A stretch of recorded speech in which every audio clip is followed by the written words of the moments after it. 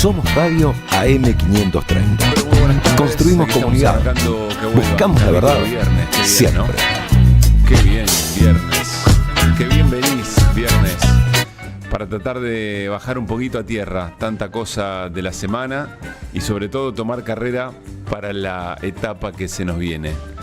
Aquí estamos haciendo que vuelvan hasta las 6 de la tarde, 2 horitas para compartir historias, para pasarla bien, hacernos algunos mimos desde la radio y también, por supuesto, repasar algunas de las cosas más importantes que ha dejado la jornada de hoy o de las últimas horas, lo que viene, y pensar un poquito juntos también el fin de semana. Salud la barra, ¿qué dicen? ¿Cómo andan? Hola Gaby. Hola, ¿Cómo qué lindo estamos? te queda el verde hablando de mimos. Bueno, te estaba viendo mirá, recién ahí. es un verde bien pastelón, ¿no? Verde sí, lindo, clarito. Bueno, se agradece. Estás en composé con todo, Sí. tiene la yerba. el clip. Entra en cuadro, mirá, pensé Muy que no, bien. que se estaba.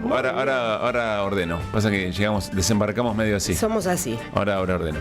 Perdón, mil disculpas. Por favor. ¿Qué dice Néstor? ¿Cómo anda? ¿Qué tal, ¿Cómo Pablo? estamos? Gaby, ¿qué tal? Buenas Muy tardes. ¿Todo bien por acá? Bueno, según el propio Javier Milei, entramos en fase 2. Después de lo que finalmente ayer fue la aprobación, y bastante holgada, por bastante diferencia de votos, de la ley bases, de ganancias, de bienes personales, del famoso artículo 111. Bueno, todo más o menos salió como quería el gobierno. Y aquí estamos. El propio presidente hoy da muy temprano una entrevista. Vamos a repasar algunos fragmentos. ¿A quién se la dio? A Antonio Laje, en La Nación Más. Mira, Sí, conversó bastante tiempo. pensé que por ahí a Berco, qué sé yo, no sé. ¿No? No. Si vas a arrancar ya con ironías de temprano. Es que me cuesta hacer el mapa, ¿viste? Si De vas a quién poner palos hace, en la rueda. quién apoya. ¿Quiénes están contentos con esta ley? El gobierno. ¿Y quién más? Un montón más, me parece. Bueno. Holgadamente dijiste. Contentos es como. No, holgadamente por la cantidad de votos. Claro. Por la cantidad de Sí, votos. sí, un montón. Mucha gente contenta y bien dispuesta a darle las herramientas y teniendo que aclarar que no querían ser parte del gobierno. Todo una. La verdad va a pasar la historia, la sesión de la ley base, o las distintas sesiones y las discusiones respecto de la ley bases, van a pasar la historia, sobre las reformas que el gobierno consigue, pero que en realidad se las termina dando sectores de la oposición, no tan oposición como ayer decía Juan Carlos. Y yo noté a un Javier Milei un poco agrandado, digamos, ¿no? El Envalentonado. opo-oficialismo, ¿no? Como El se- opo-oficialismo, algo así. Linda palabra. Sí, no está mal. Se inventó con el macrismo. Yo la recuerdo y no sé si estaba Sí, puede ser. Opoficialistas. Sí, puede ser. No recuerdo bien de dónde. Creo que era de esa en qué época. momentos Antes ni yo en no qué la había discusiones. escuchado. Pero bueno, envalentonado. Escuché un presidente envalentonado y ya en la jornada de hoy tomando distintos tipos de decisiones en función de lo que va a venir. Menos Estado, no solamente menos Estado, sino además más despidos. Y sobre todo leyes para la desregulación económica y sobre todo para ciertos disciplinamientos. Hoy, hace un rato nada más, el gobierno a través de la ministra de Seguridad Patricia Bullrich y el ministro de Justicia, ¿no? Cunio Olivarona, presentan la intención, un proyecto de ley para bajar la edad de punibilidad a los 13 años. A los 13 años. Recién estaba leyendo, después vamos a abordar el tema, estaba leyendo un documento de Claudia Cesaroni, desde el CEPOC, que cuenta que la última vez que Patricia Bullrich intentó lo mismo fue para bajarla a los 15. Ahora va a los 13. Y en el próximo gobierno que integre, agarrate. Intrauterino. Intrauterino. Sí. Ya en la 4, ¿viste? En la 4D, ¿viste las ecografías? En la 4D ya Listo. tiene pinta de chorro. Sí, saca ¿Viste? por Ya tiene ADN. ya tiene pinta de malhechor, decía una murga en Uruguay. Ya tiene pinta de malhechor. Así que cuando salga, ya decretaremos que no será un niño, será un menor.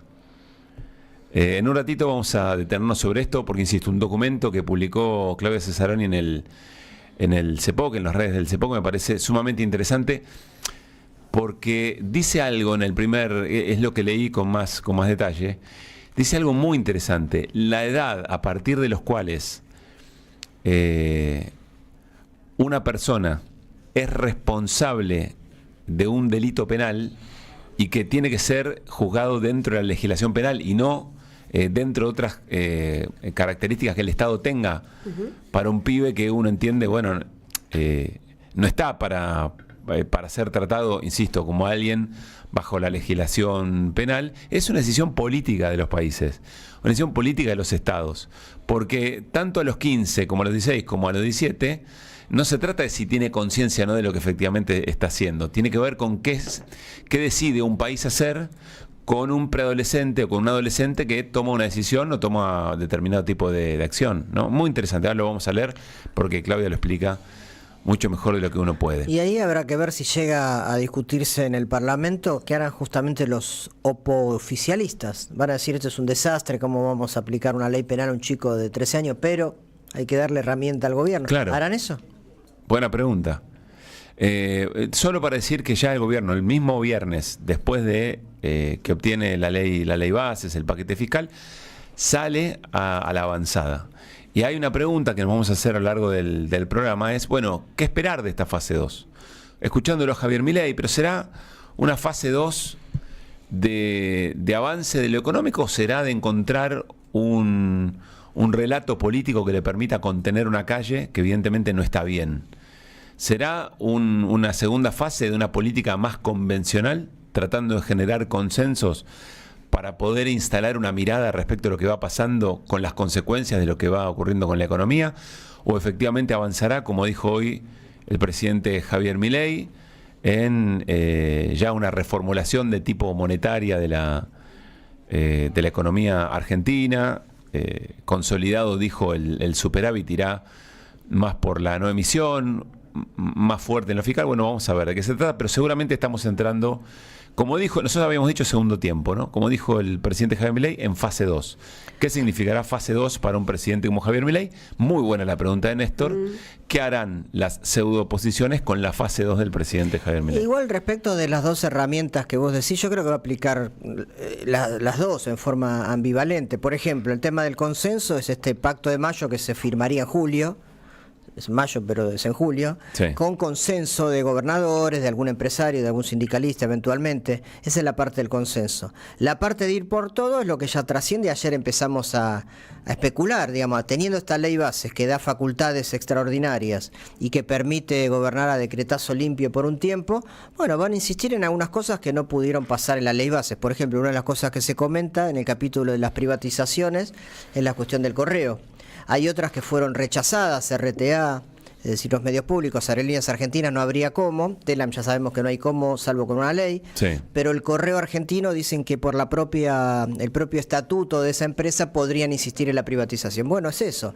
O Sturzenegger, cuando llegue al gobierno, si llega, tendrá toda esa batería de impunidad para avanzar más allá de lo que le permite la ley base. O sea, va a haber palo y zanahoria, va a haber un poco las dos cosas, ¿no? Y consenso donde se pueda. Pero no lo veo al gobierno actual con una ambición de respeto, de democracia, de república para hacer lo que puede y lo que no puede. No, Milei no es eso. Bueno, hoy ya nuevamente el presidente, por eso digo, está envalentonado, le pregunta en un momento respecto de Lula y Milei dice, bueno, la verdad es una posición de chiquilines, es una posición de criaturas. ¿La de él? La de Lula y la de Sánchez. Pedir disculpas porque, por decir la verdad, que Lula es un corrupto, que estuvo preso por corrupto y que es un comunista. Bueno, insistió en esa. Ahí es donde lo veo envalentonado y donde efectivamente el gobierno, más allá de haber sido muy raleada la ley bases, arrancó con 600 y pico artículos, termina con 200. Me parece que el presidente tiene efectivamente lo que quería en varios aspectos, ¿no? Más allá de que la política, que un sector de la política haya cumplido y haya honrado para lo que fue votada, que no es menor. Es cierto, ahí hubo defecciones, se habló mucho de todo esto. No alcanzó. Cuesta mucho la palabra traición, pero no sé cómo denominar de otra manera aquellos que traicionan las razones por las cuales fueron puestos en esas bancas. No se me ocurre otra cosa. Viste, la política tiene como una cosa, no, traidores no, porque uno imagina que el que dice no hablar de traidor está pensando en que su actitud o su acción futura o pasada puede ser catalogada de lo mismo, ¿no? Y como que hay un pragmatismo de la política que mejor no andar ahí con el traicionómetro a veces cuestas. Parece que se traiciona, ¿viste? ¿no? Entonces Claro, van pensando, mejor salgo de ahí. Mejor salgo de ahí, pero Sí. a mí no se me ocurre otra cosa. Porque Sí, fallaron. sí, no, es Faltaron al juramento. claro, ¿y cómo se llama eso? Traición, Y pero por ahí no les gusta la palabra. qué sé yo. Más allá de eso, hubo un sector de la política que se mantuvo fiel a lo que tenía que hacer en un momento muy, pero muy adverso, con una emocionalidad política muy adversa, estuvieron donde tenían que estar. Bueno, no alcanzó, después las propias dinámicas de la vida política. Bueno, un ratito nos vamos a detener sobre todo esto, vamos a hablar con Carlos Heller a las 5 de la tarde, en la segunda hora, para que nos cuente un poco desde adentro cómo vivió efectivamente una votación que terminó cerca de las 2 de la mañana o bueno, ya madrugada de este viernes, y a ver qué imagina. Tenemos algunas definiciones del propio Milei en términos económicos, a ver cómo las lee, cómo las está leyendo Carlos, y vamos a hablar de lo político un ratito nada más. Si se quedan con Edgardo Moca, siempre nos encanta escucharlo a Edgardo en momentos que nos parecen, no sé si bisagra, pero como que da la sensación que hay una nueva etapa por comenzar. Está Perno Roca en la puesta en el aire, Reni Pérez Córdoba en la operación de video y nos pone al aire también vía streaming, nuestro canal de YouTube. Somos Radio, AM530. Nicola Cava nos coordina, Germán Marcos, Alejandro Remón en la producción. Y Mariano, un gran saludo para Luis Pache, que hoy no está, tiene que atender ahí un asunto importante. Le mando un gran abrazo a nuestro compañero, ya debe estar metido en esa, pero viste que las energías, está todo bien, sí, está todo bien, pero bueno, son esas, está bien, tiene razón. No, está todo bien, está todo más que bien. Pero bueno, complicaciones de la vida complicaciones cotidiana. de lo cotidiano, y le mandamos un abrazo grande para que le llegue nuestra buena energía a él y a todo su equipo de trabajo. Bueno, sus otros equipos de trabajo. Nos vamos a el resumen de la semana. Mariano Randazzo prepara las voces de esta semana, que también semana importante e intensa en términos políticos en la Argentina. Todo lo que nos pasó esta semana, mejor dicho, lo que hicimos que nos pase. Y Loan es un chico, ¿verdad? Es vivo, él es vivo, muy vivo, él sabe todo, él se sabe defender todo, muy vivo. Él ahí en la parte que él se perdió, que él dice que se perdió ahí en el monte, él no va a estar, él no se perdió en ese momento así, ¿no? Porque él, si él estaba perdido, iba a llorar, iba a gritar, y cuando nosotros le decíamos Loan, nosotros no escuchamos ese grito y ese llanto. María Noguera, mamá de Loan, el niño desaparecido en Corrientes. Y no sé de dónde saco la fuerza, mira, pero estoy mina, pero por ahí me caigo, por ahí tengo una angustia, porque ya ese ruido del Loan ya me falta, adentro no puedo estar, no puedo hacer nada, porque no. Ha habido una demora importante en la investigación, se perdió tiempo, en la medida también en el entendimiento de que al principio se desvió la investigación adrede por una de las personas que ahora están detenidas, ¿no es cierto? Gustavo Briend, integrante del equipo de abogados de la familia de Loan. Es un momento importante, sobre todo han pasado muchos días de la desaparición de Loan, la idea es encontrarlo con vida, por supuesto, pero es un momento bastante importante y creo que puede haber novedades en los próximos días, te diría. ¿El atentado en qué consistía? Es claro, se contesta sola la pregunta. Sí, pero yo se lo tengo que preguntar, porque si no, no lo puedo inducir a que me conteste nada. Y su defensora me va a gritar, si no. Preguntar a Cristina. Fernando Sabag Montiel, acusado por el intento de magnicidio a Cristina Fernández de Kirchner. Corrección. Yo la quería matar y ella quería que muera. Pero ella en ningún momento dijo preferiría hacerlo. Si bien en los chats dice prefiero ser yo la que lo haga, que esto es muy importante, yo nunca le planteé o le dije o le ordené a que lo haga. Nunca le di el arma diciendo hacelo vos, yo no puedo hacerlo. Ella quería ser más una espectadora del momento que una partícipe. Evidentemente este hombre está absolutamente guionado, preparado y armado en función de toda una estrategia que fue tratar de minimizar el hecho y decir se trata de tres loquitos sueltos que lo llenaron de odio y fueron atrás del atentado. Oscar Parrilli. Nunca se investigaron las posibles relaciones políticas y económicas que tenían tanto Sabag Montiel como Mauricio como Brenda Brauti con Revolución Federal y las relaciones de Revolución Federal actuando y participando en actos juntos con Milman, con la actual ministra de Seguridad Patricia Bullrich, las acciones que tenía Milman con Revolución Federal y las relaciones de Revolución Federal con estos tres autores.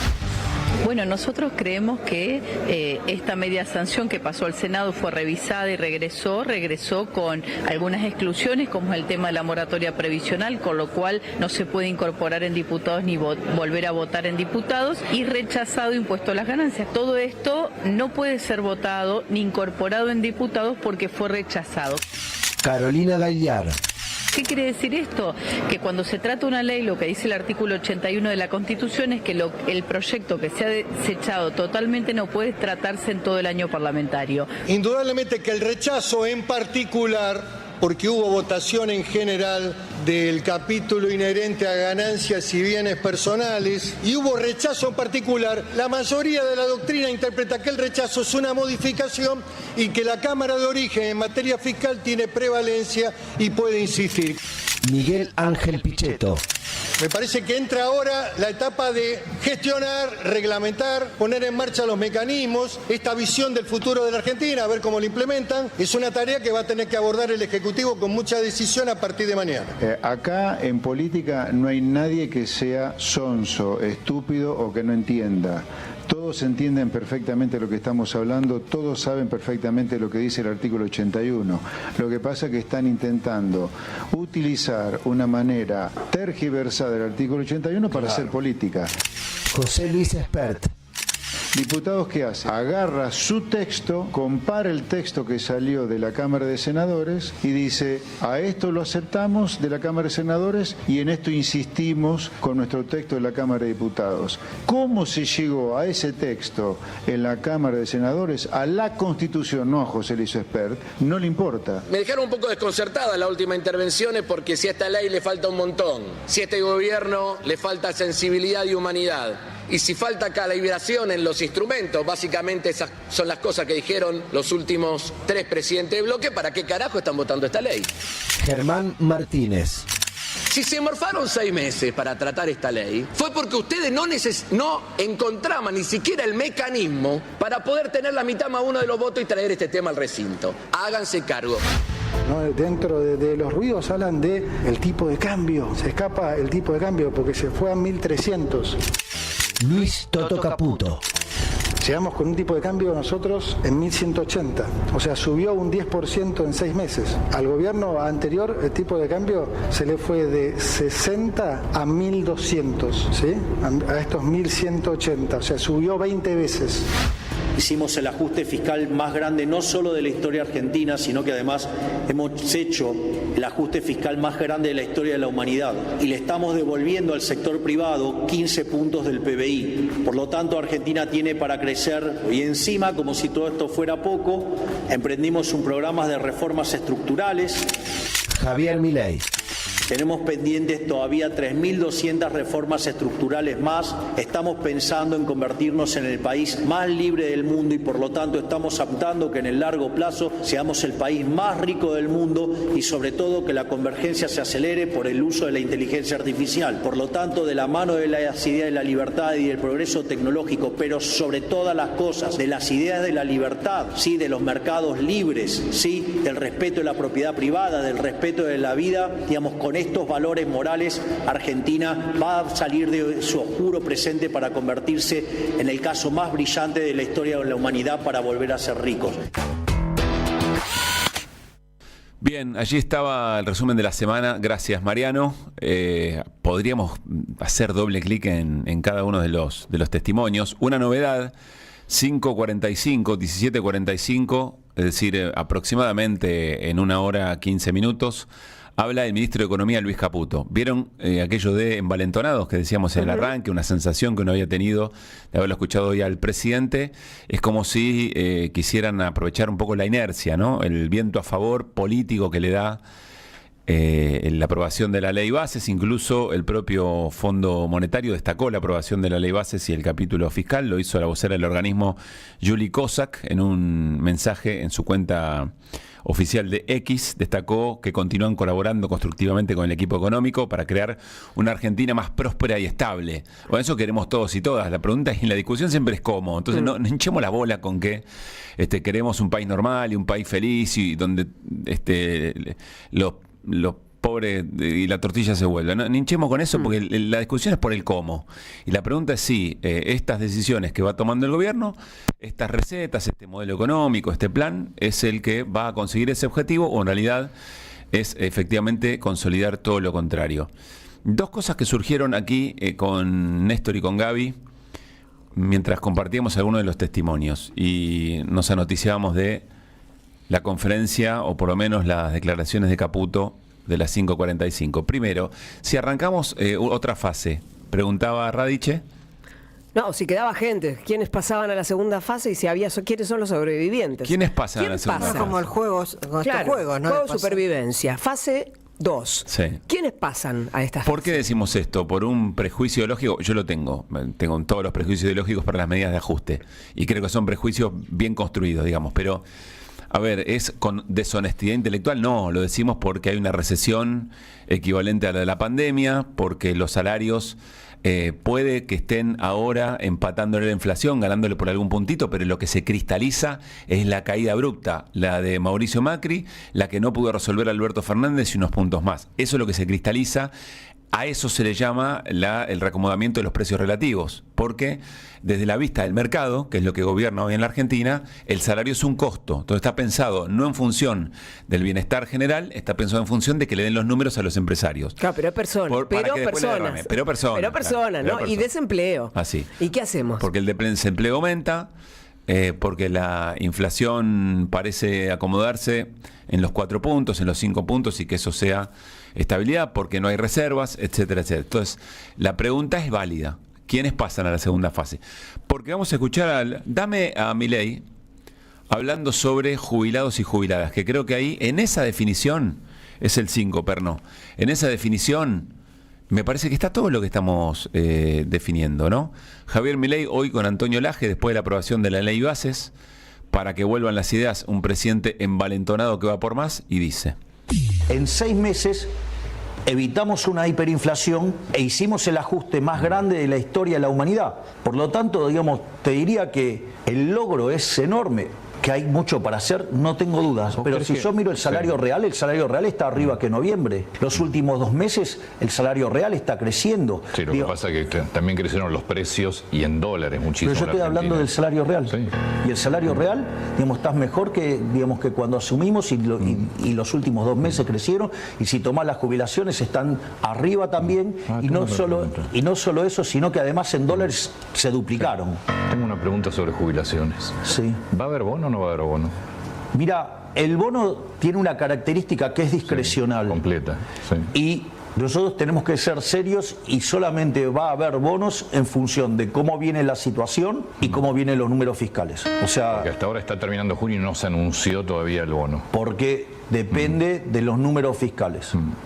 Es decir, nosotros no vamos a engañarle a la gente, no vamos a mentirles dándole cosas que no hay. Bien, definiciones de Javier Milei. Respecto de lo que aumentan los salarios, bueno, todos lo estamos sintiendo, ¿no? Como nuestros salarios le han ya ganado por bastante y sobre todo la diferencia en la calidad de vida que nos hace, en las cosas que podemos volver a pagar, sabiendo que se ha duplicado en dólares o algo por el estilo, triplicado no sé cuánto.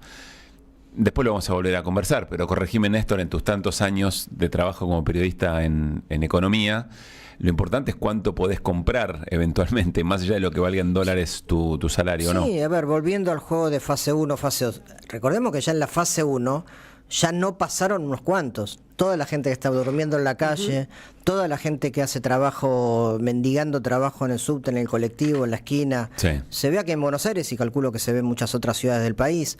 Y mucha gente que está al borde de la subsistencia. Esa ya está, la primera fase ya se eliminó. La segunda fase, quizás trabajadores más formalizados, que tenemos la suerte de tener un trabajo, jubilados, ni que hablar, que están en el borde, pero que capaz que tienen una pensión o un bono, lo que sea, cuando eso no pase. Y después vienen las pymes, ¿no? Las pymes hasta ahora aguantaron por una cuestión de lazo solidario con su gente. Hay pymes, yo he hablado mucho con ellas, que tienen 4 o 5 trabajadores toda la vida, o que en los últimos 10 años, sobre todo en la recuperación del kirchnerismo, habían reactivado, habían comprado máquinas. Eso no van a poder subsistir. Entonces, en la segunda fase, me parece que lamentablemente los que van a quedar fuera están dentro de estos sectores. gobernadores. Está escuchando Edgardo Moca, ya lo voy a saludar formalmente, pero quiero compartir otro testimonio de Javier Milei, hoy entrevistado por Antonio Laje, no sin antes decir, el final del corte es muy importante. No queremos mentirle a los argentinos en la Argentina, vamos a poner lo que haya. Cuando vos estás hablando de jubilados y jubiladas, de los sectores que no pueden poner 2 platos mínimo arriba de la mesa, o que ni siquiera uno porque lo tienen que ir a buscar a un comedor, la política es el arte de poder efectivamente aquello que tus valores te dictan que tenés que poder, no con magia, sino afectando los sectores que tenés que afectar para que lo que vos crees que tienen que estar en el tope de la lista de tus urgencias puedan comer, puedan tener una vida digna.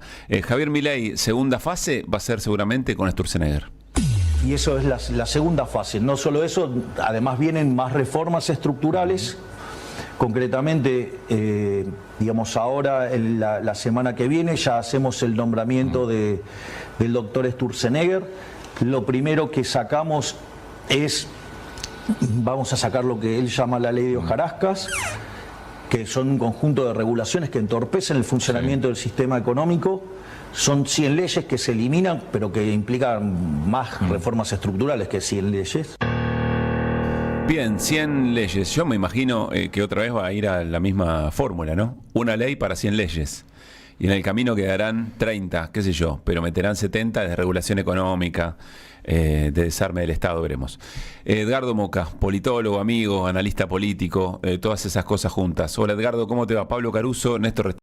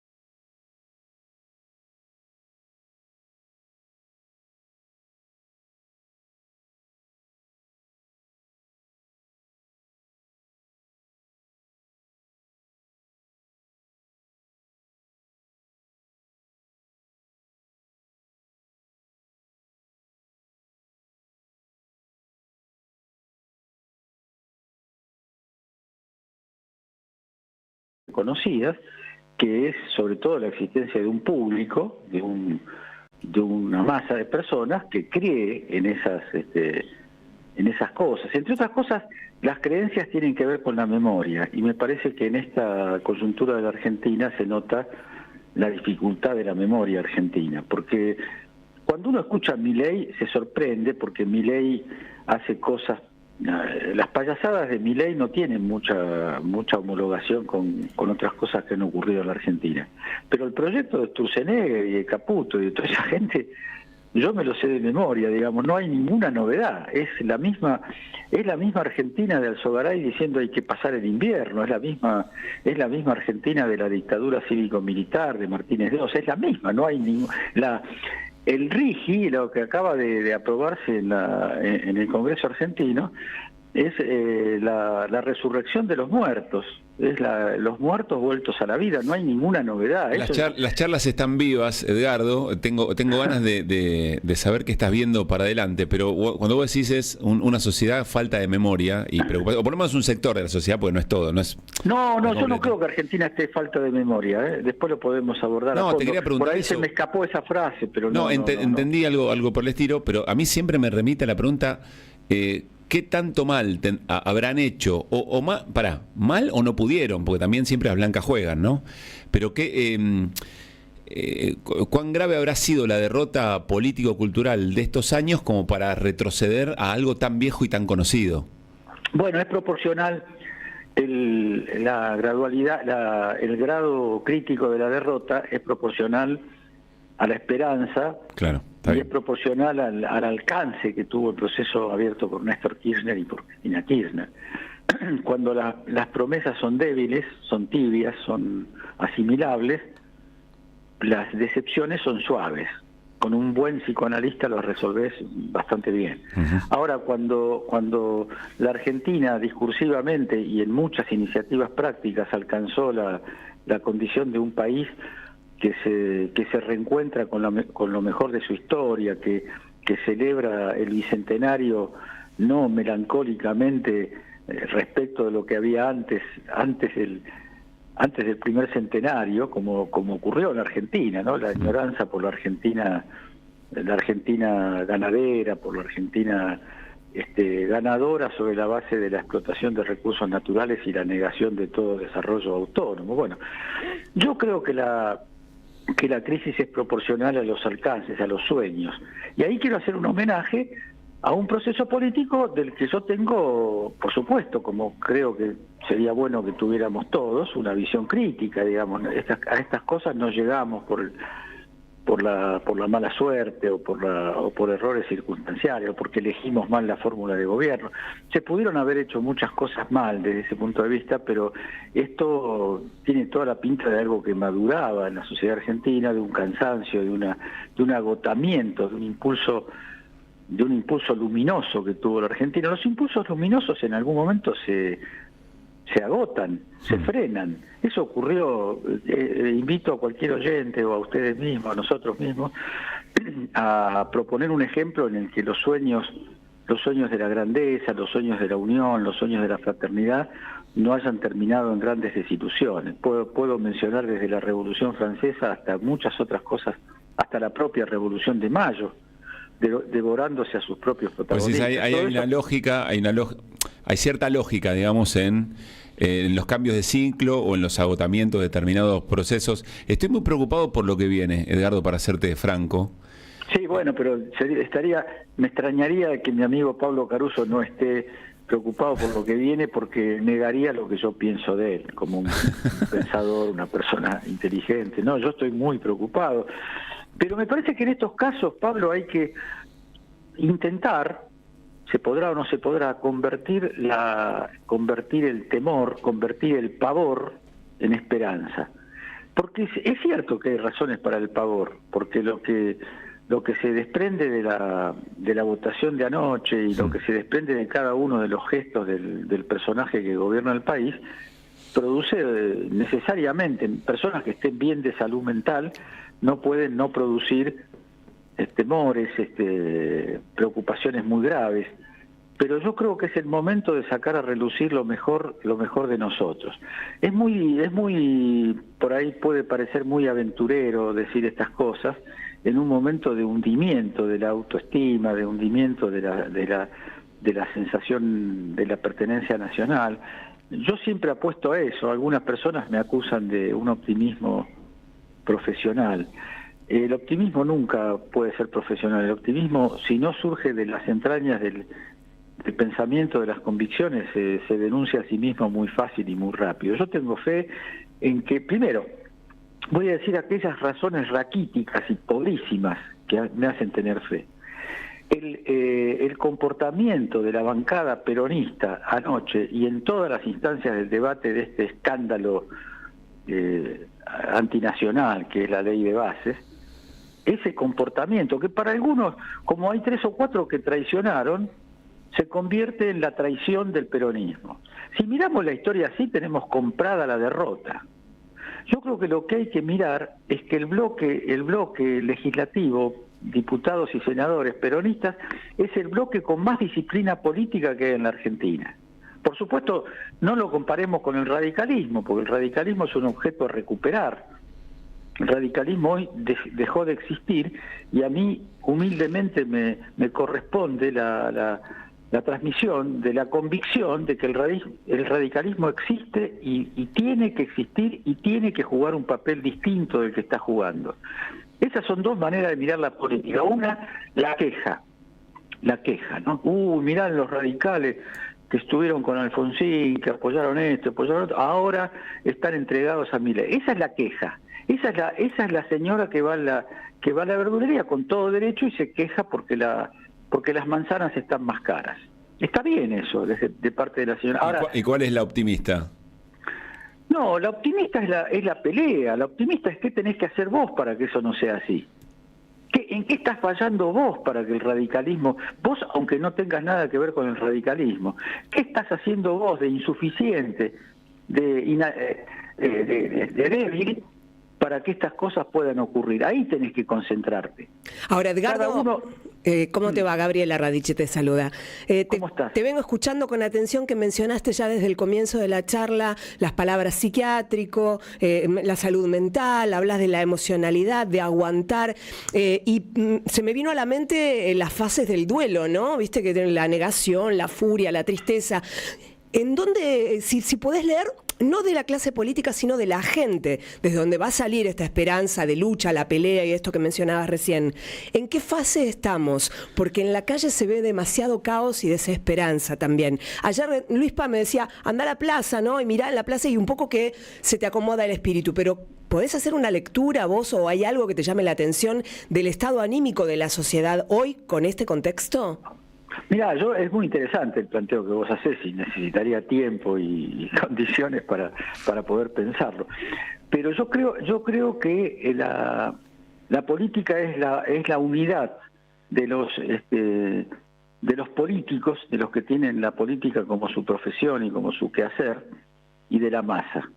Y entonces cuando la política decae, cuando la política afloja, la masa no puede menos que reconocer ese aflojamiento. Y al revés también, porque acá hay una dialéctica, no es que la culpa la tiene la política porque no tiene lo que hay que tener, no pone lo que hay que poner, y entonces disculpamos a la masa porque no tiene otro remedio que deprimirse.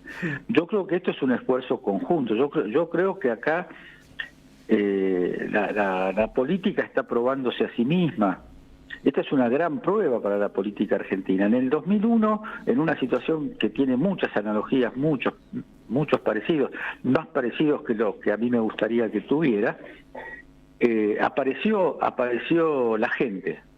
Primero fue la gente, diríamos poéticamente. Primero fue la gente que fue a Plaza de Mayo, que peleó, que resistió la muerte, porque hubo muchos muertos en la Plaza de Mayo que desgraciadamente no reciben el reconocimiento del homenaje que todos le debemos.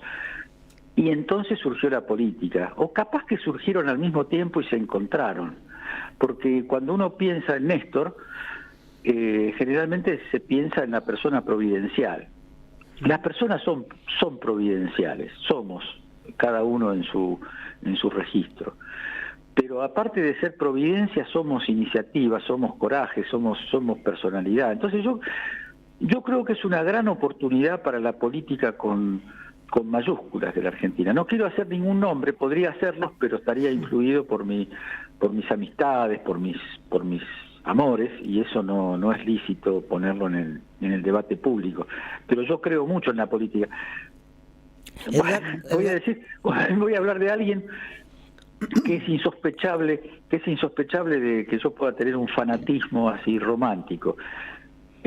Martínez, el presidente del bloque nuestro. Germán Martínez, de ese estoy hablando.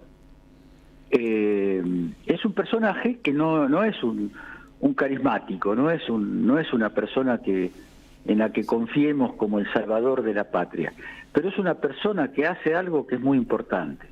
Hace lo que tiene que hacer. Y quiero aprovechar este cruce de cosas que me pasaron en la cabeza para decir que hay que poner atención a una situación muy novedosa, que es que el peronismo parlamentario, el peronismo político, el peronismo de la representación, ha hecho lo que en otras épocas no ha hecho, porque cuando Macri ganó la presidencia, el bloque peronista se partió en 1000 pedazos, y de los pedazos había pedazos de todo tipo, algunos penosos y lamentables, algunos de los cuales vuelven, ¿no? Como en los grandes sacudones de la tierra. Vuelven, pero yo quiero rendir un homenaje y quiero decir que la fuerza que en el Congreso argentino se mostró con más personalidad propia, con más identidad propia y con más personalidad es el peronismo, porque el radicalismo vacilaba, si me dan esto le doy lo otro, si no me dan lo otro no le doy esto, y hasta las fuerzas de la derecha más explícita como tal dudó hasta último momento si votar o no votar tal o cual ley. El bloque peronista no dudó. Se hizo un escándalo político lamentable porque 3 o 4 personas no votaron como tenían que votar. Esas personas deberían estudiar un poco la política comparada mundial y de América Latina, a ver cuál congreso y cuál partido, en este caso el peronista, conserva el nivel de disciplina partidaria y de lealtad con sus votantes que tiene la Argentina. Yo creo que de ahí hay que arrancar, porque si de lo que queremos es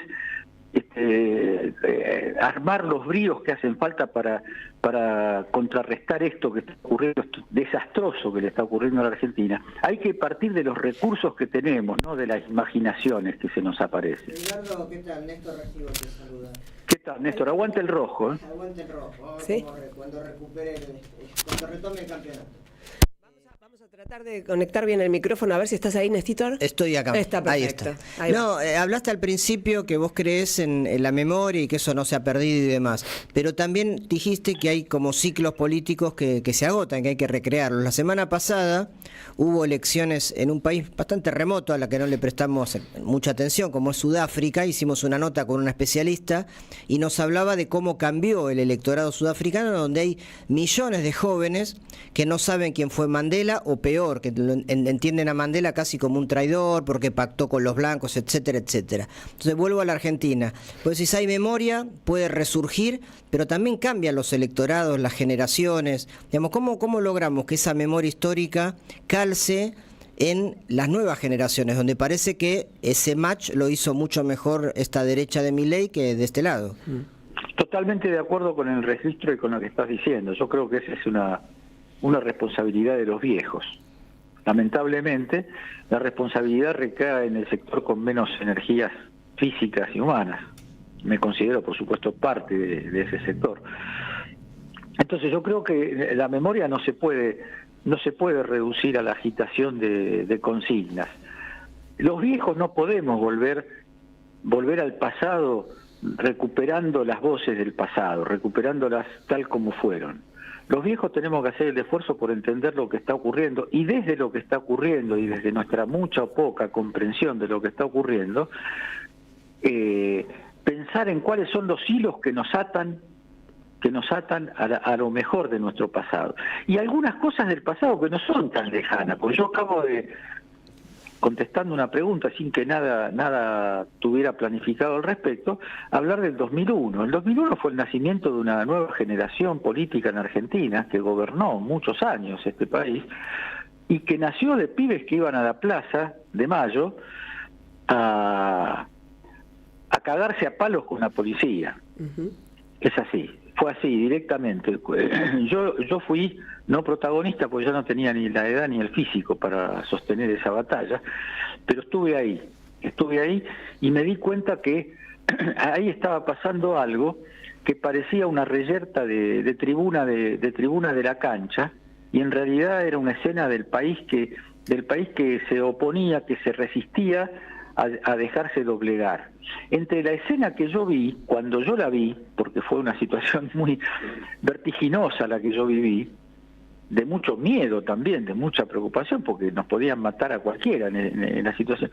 Entre esa situación límite, cumbre, que ocurrió el 20 de diciembre, y la renuncia de la Rúa, no llegaron a pasar 2 horas. No llegaron a pasar 2 horas. Entre esa rebelión popular, inorgánica, sin líderes, sin partidos, sin ideologías, sin nada, y la caída del lamentable, del vergonzoso gobierno de la Alianza encabezado por De la Rúa, no pasó nada, no pasó tiempo, prácticamente fueron simultáneos. Yo no estoy, cuando uno acude al pasado no está haciendo pronósticos sobre el futuro, y no estoy dándome manija para soñar con una rebelión como la que hubo en esos días, porque las rebeliones no se inventan, no se fabrican en diálogos radiales. Las rebeliones nacen de procesos políticos que en todo caso lo que tenemos que hacer, los viejos, es no estorbarlas poniéndoles condiciones, imponiéndoles ideologías, imponiéndoles verdades del pasado. Hay que construir las verdades actuales. No quiero recaer en el asunto de las nuevas canciones para que nadie se enoje o me festeje injustamente, digamos. Pero me parece que por ahí va la cosa. Edgardo, siempre un gusto escucharte. Nos dejás pensando saludablemente. Te mandamos un abrazo, te queremos mucho. Un abrazo grande, yo también los quiero. Que estés muy bien. Gracias. Edgardo Moca. Gracias. Deja tu mensaje en nuestra línea de oyentes de WhatsApp. 11 3200.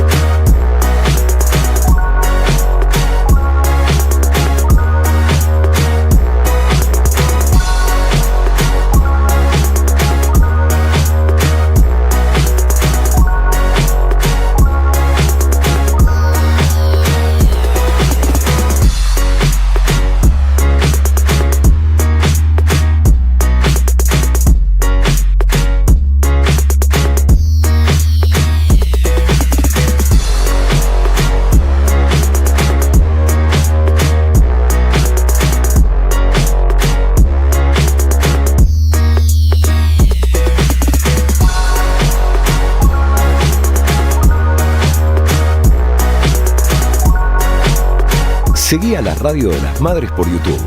Activa las notificaciones, dale like y suscríbete a nuestro canal.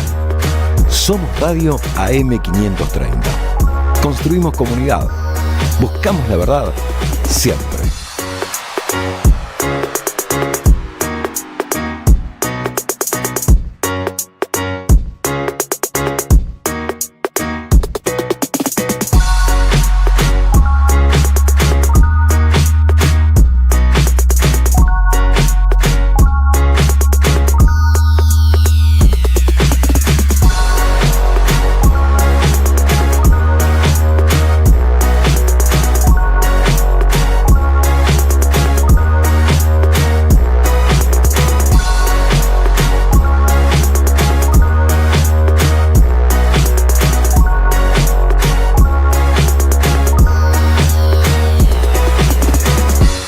Somos Radio AM530. Construimos comunidad. Buscamos la verdad siempre.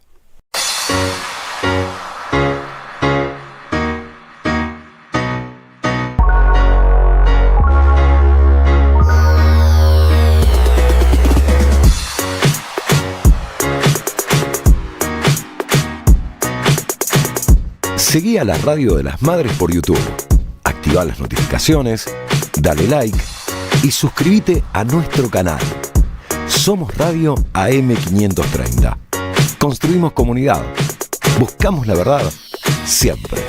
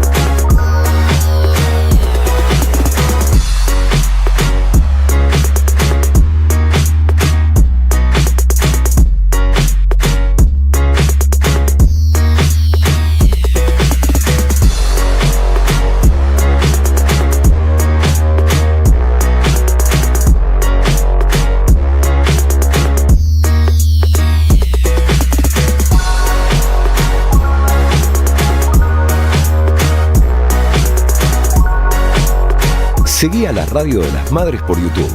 Activá las notificaciones, dale like y suscríbete a nuestro canal. Somos Radio AM530. Construimos comunidad. Buscamos la verdad siempre.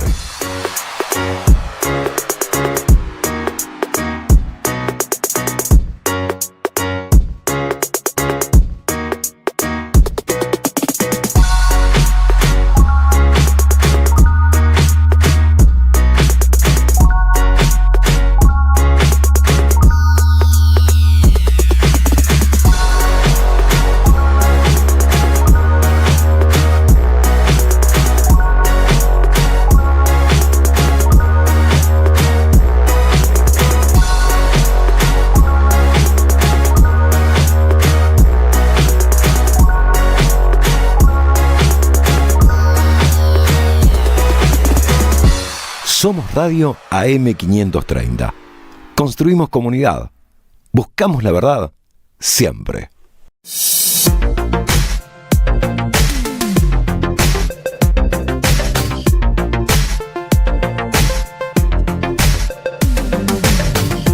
Seguí a la Radio de las Madres por YouTube.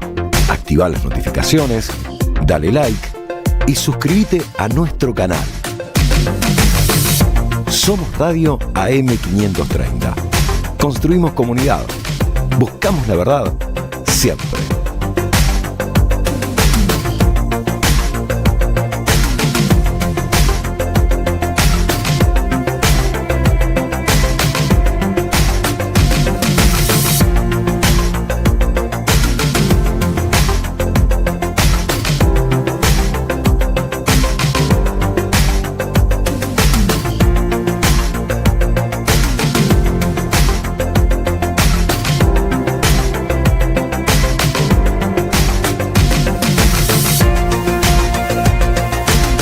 Seguí a la Radio de las Madres por YouTube. Activá las notificaciones, dale like y suscríbete a nuestro canal.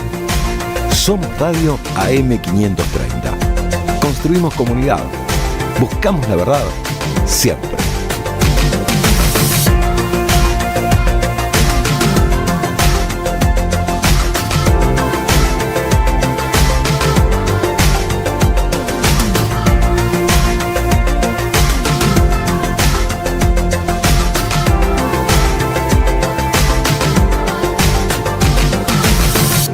Somos Radio AM530. Construimos comunidad. Buscamos la verdad siempre.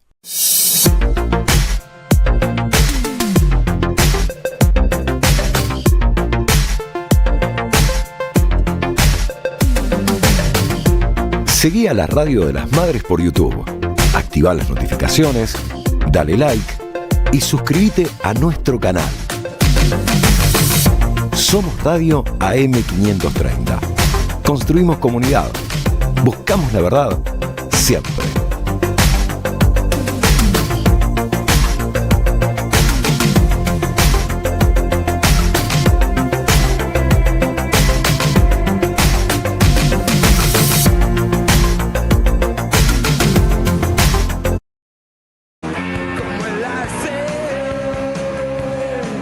De la tarde, faltan 2 minutitos en la República Argentina, una semana fría y se vienen los días más fríos de esta semana fría, viernes, sábado y domingo, no solamente en Buenos Aires y alrededores, sino uno podría decir proporcionalmente en toda la Argentina. El otro día estuvimos jugando con qué puntos iban a ser los más fríos de estos días. Vamos a ver en un ratito, hacemos un repaso. Enseguida planteamos el fin de semana deportivo. Mucho fútbol va a haber para que esté de fondo mientras cada quien haga lo que tenga que hacer, si gustan. Y en breve, Néstor, hablamos de lo que fue el primer debate en Estados Unidos, Donald Trump, Joe Biden.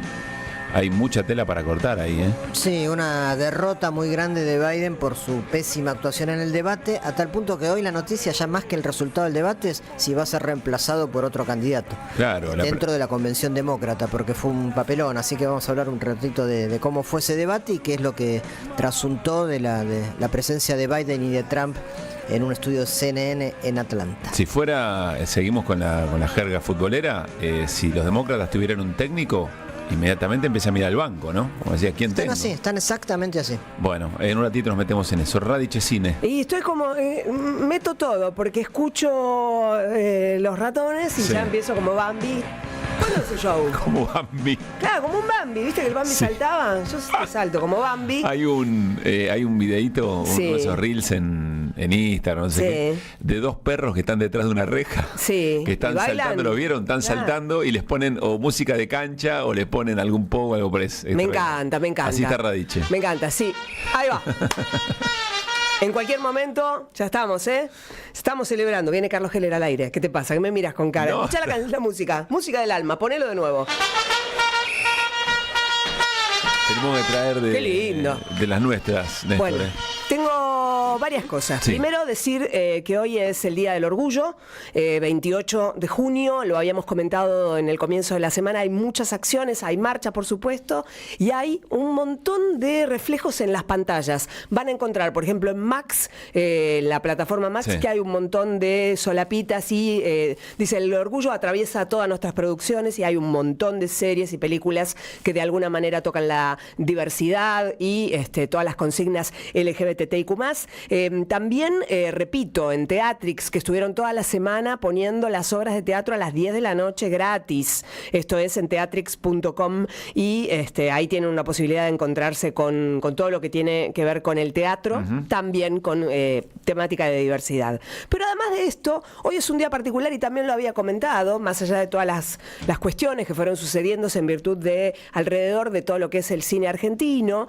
No se olviden que hoy es el pantallazo. También lo comentamos y lo organizaron, sobre todo, es en toda la Argentina, pero específicamente en toda la zona de La Plata, Berizo, Ensenada. Hay muchísima programación, pueden encontrarla en las redes también, busquen pantallazo y va a aparecer allí, pero... Vinculado al cine. Claro, es un pantallazo vinculado al cine, a la desfinanciación que hay, a la paralización que hay de la actividad cinematográfica, a cada una de las noticias que van apareciendo del Instituto de Cine o de lo que fue el Instituto de Cine, no son alentadoras, simplemente muestran que está absolutamente todo detenido y que parece no importarle a nadie eso. En el marco de esas circunstancias se va a hacer esta programación que está organizada por la Comisión de Programación de Cine Regional Organizado. Son películas que aparecen en distintas sedes. Por ejemplo, si estás en La Plata, en la sede Pasaje Dardo Rocha, ahí en 7:50, van a estar haciendo la proyección de Historia de lo Oculto, de Cristian Ponce, que pasó por todo el mundo con aplausos y con premios también. Otro lugar, Colibrí Arte y Cultura, en Diagonal 77, 444, dan Lago Escondido, Soberanía en Juego, de Camilo Gómez Montero. Otra de las películas que se dan en el Satsai de La Plata, en calle 39 y 789, el número 789, Cipriano, yo hice el 17 de octubre. Hay un montón de películas, algunos son documentales, otras son de ficción, pero sí está bueno decir que sale la comunidad a activar, ¿no? Este pantallazo que tienen en el día de hoy es una muestra de que la comunidad audiovisual está unida y en alerta. Y por otro lado digo que para quien todavía conserva, ya a esta altura del partido a mí me da un poco de pudor decir lo que están en las cosas que están en las plataformas, ¿viste? Porque todo, no sé, $10, 10 lucas, 15 lucas. ¿Cuánto estás pagando de Netflix, por ejemplo? ¿No sabes? Bastante menos porque comparto, no sé si está bien decirlo, pero... Bueno, no sé. Ya no sabes. Libertad. Yo también comparto con un colega. Sí, yo también comparto, pero son $10, son 10, 15 lucas. Desconozco cuánto se rompe. Pero dentro de todo es casi que es lo más barato. Y la más barata creo que es Paramount. Pero respecto de la oferta que tiene, obviamente terminas haciendo. Ahora metió un movimiento fuerte Disney, ¿no? Sí, que está traccionando todo lo que es Star Plus, porque Star Plus se va. Sí. Y es Disney, va a ser Disney Plus. Que además, y suma eventos deportivos Exacto, toda la gente creo que es TNT, ¿no? Si no me equivoco. Es ESPN. ¿ESPN? Sí, bueno, es para mí, si es deportivo voy a tener muchas más dudas de las dudas que tengo en todo sentido. Sí, ESPN, seguro, sí. Bueno, perfecto. Quiero decir que en Netflix sí hay un estreno muy interesante que se llama Goyo, que quizás lo mencioné al paso, pero quiero que nos detengamos también ahí porque es la nueva película que está protagonizada por Nicolás Furtado, el que hizo de Diosito en El Marginal, Sí. un actor muy sólido, y está dirigida por Marcos Carnevale, director de cine que toca a través de cada una de sus comedias, sus películas emocionales, toca distintos temas de la inclusión. Ha hecho películas con el espectro Down, hizo películas que hablan del amor en tiempos de la adultez mayor, muchas películas muy sensibles con muchos actores. En este caso se mete con el espectro autista y lo hace asesorado, súper resguardado por lo que es contar cómo es un hombre con Asperger. Es el personaje que hace Nico Furtado. Está muy bien lo que cuenta la película de Marcos Carnevale, porque lo que cuenta es cómo un pibe, que es un guía de museo, que tiene un bocho tremendo, pero que tiene un problema emocional por el cual no conecta de la misma manera que suele conectar una gran parte de la gente, y vuelvo a decir esto, de la normalidad no existe acá, ¿no? El otro día creo que fue Mariano Hamilton que decía las neurodivergencias, sí. y lo escuché en un montón, de hecho, en esta película se habla de neurodivergencias. Bueno, acá tenemos este chico con Asperger que se va a flashear con el personaje que hace Nancy Duplá, que es la guardia de seguridad. Entonces vos decís, ella golpeada por el marido, con restricción perimetral para el marido, un quilombo, viene una cosa terrible. Cómo a veces universos distintos se salvan el uno al otro. Mirá qué lindo. Una película de amor bien distinta, pero bien distinta. No busques nada de lo convencional porque no está. Y me gustó esa mirada bien luminosa y Goyo. Goyo. ¿Dónde? En Netflix. Bien. Ojo, pará. Se estrenó en cine ayer. Pará. Sí. Ayer fue estreno de cine en salas, o sea que si vas al cine hoy, mañana, pasado. La otra semana, el 5 de julio, va a ser estreno en Netflix. Bien. Pero es producción de Netflix, pero primero respetan que vaya la producción nacional a las salas de cine argentino. Veremos. Gracias. No, veremos Goyo. Vamos a ver Goyo, veremos Goyo. Ideas en el mundo. Néstor Restivo. Que vuelvan las ideas. Restivo. Internacionales. Nos decía recién Néstor, la pregunta no es ya a esta hora, pero pasaron muy pocas horas del debate presidencial, el primer debate presidencial de cara a las elecciones en los Estados Unidos, entre Joe Biden, actual presidente, y Donald Trump, expresidente y aspirante a volver a hacerlo. La noticia ya no es el resultado del debate, sino qué es lo que va a pasar con la candidatura demócrata. Así es, fue muy preocupante la performance de Joe Biden, el actual presidente, para los asesores, para los militantes, los dirigentes, para la campaña que maneja el Partido Demócrata en un primer debate presidencial. Recordemos que las elecciones son en noviembre, pero que en julio y agosto se tienen que nominar oficialmente ambas candidaturas, la de Trump, que seguramente va a ser así en julio, y la de agosto en Biden. Y esta última entró en duda porque realmente el papel que cumplió ayer Biden en el debate fue muy flojo, se lo veía muy perdido, no articulaba bien. Algunos dicen que estaba un poco resfriado, entonces tenía un tono de voz muy bajo y entonces eso también influía en que no se entendiera lo que decía. Y todo eso fue aprovechado por Donald Trump, bien digo, por el magnate que va a representar al Partido Republicano, que ya tiene una histórica pelea con Biden, de alguna manera insultándolo, gastándolo por su edad.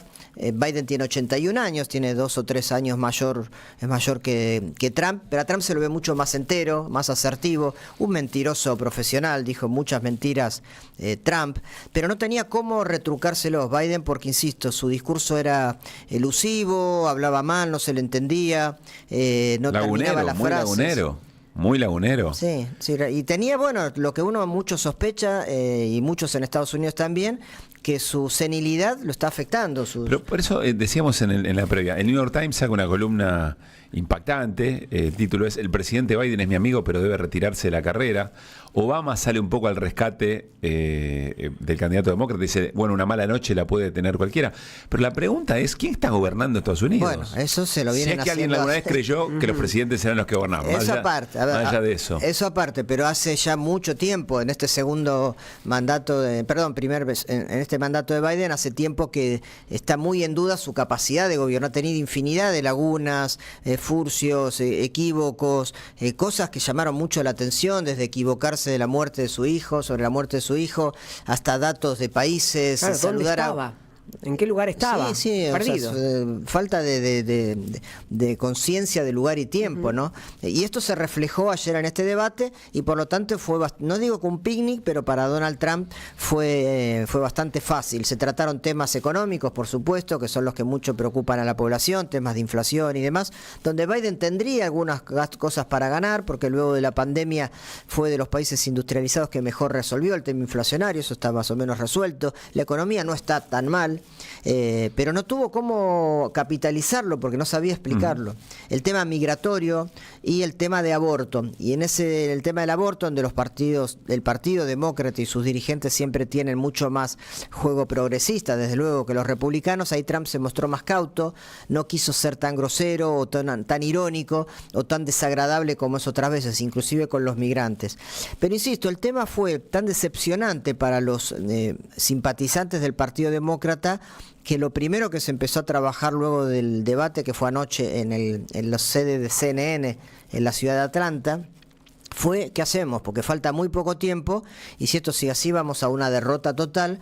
Por lo tanto empezó a cobrar fuerza bastante enérgicamente la posibilidad, que legalmente es posible, de que haya otro candidato que no sea el propio Biden. Biden no se ha bajado hasta ahora de la carrera, él no quiere bajarse y las posibilidades que hay son las siguientes. La convención es del 19 al 21 o 22 de agosto.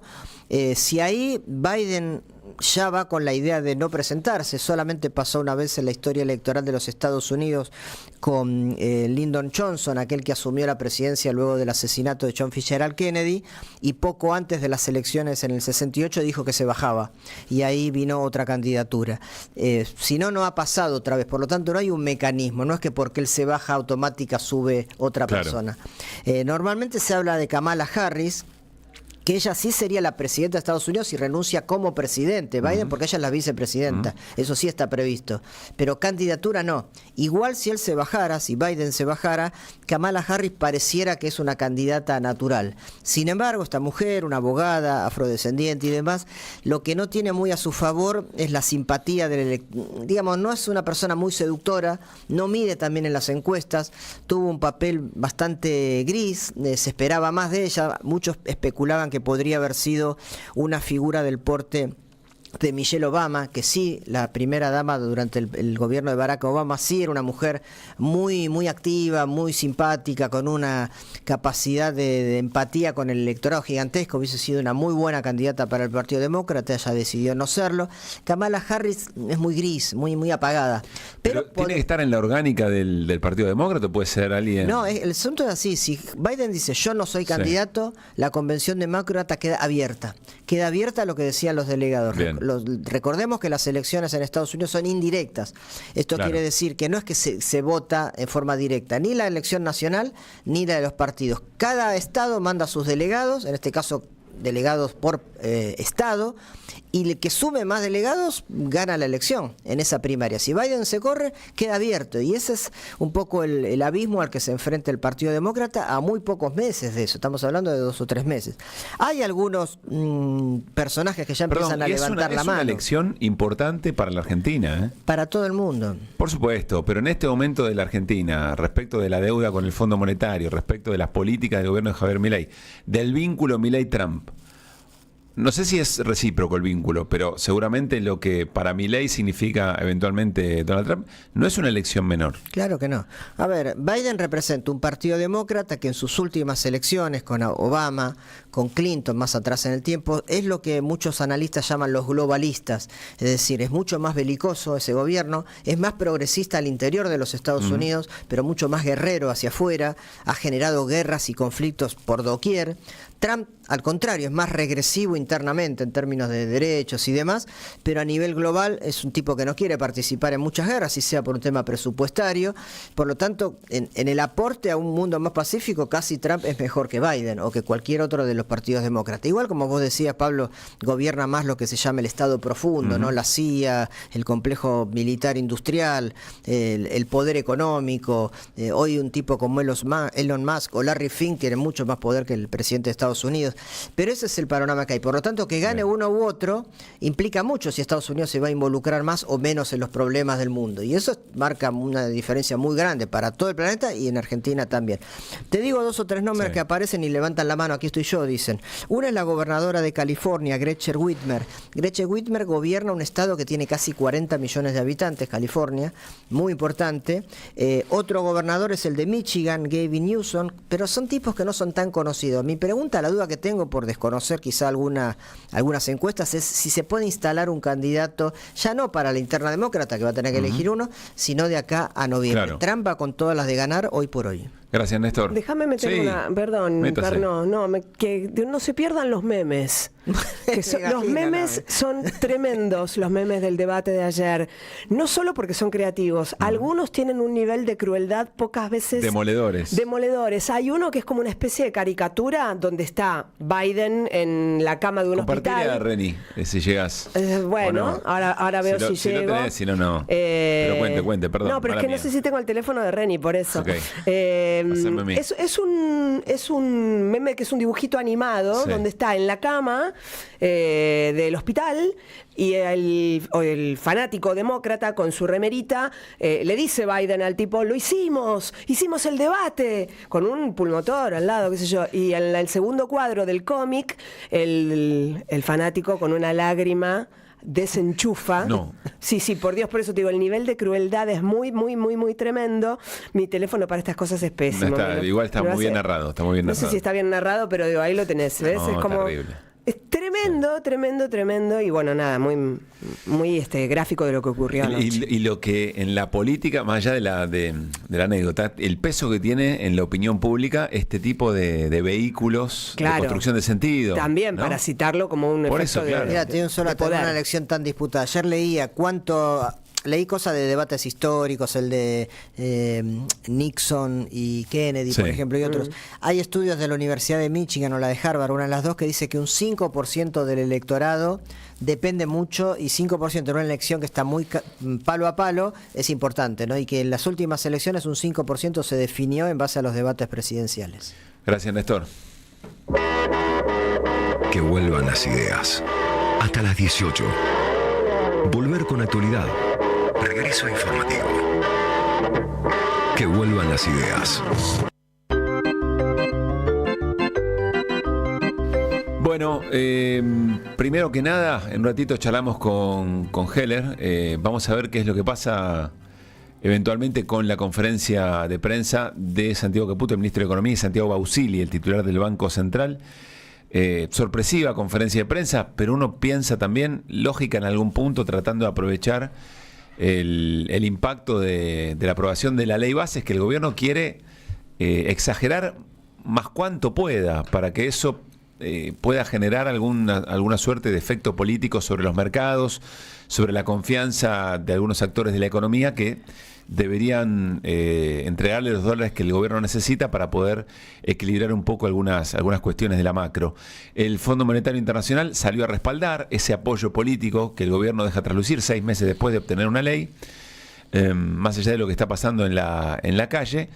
Bueno, y se empieza a especular, ¿no? ¿Qué tipo de decisiones podrá tomar el propio gobierno? Decisiones de tasas ya tomado, decisiones fiscales están en la ley bases, o mejor dicho, en el paquete fiscal. Hay quien se pregunta si tiene que ver con devaluación, con algún tipo de cambio distinto, si son medidas del tipo monetarias concretamente.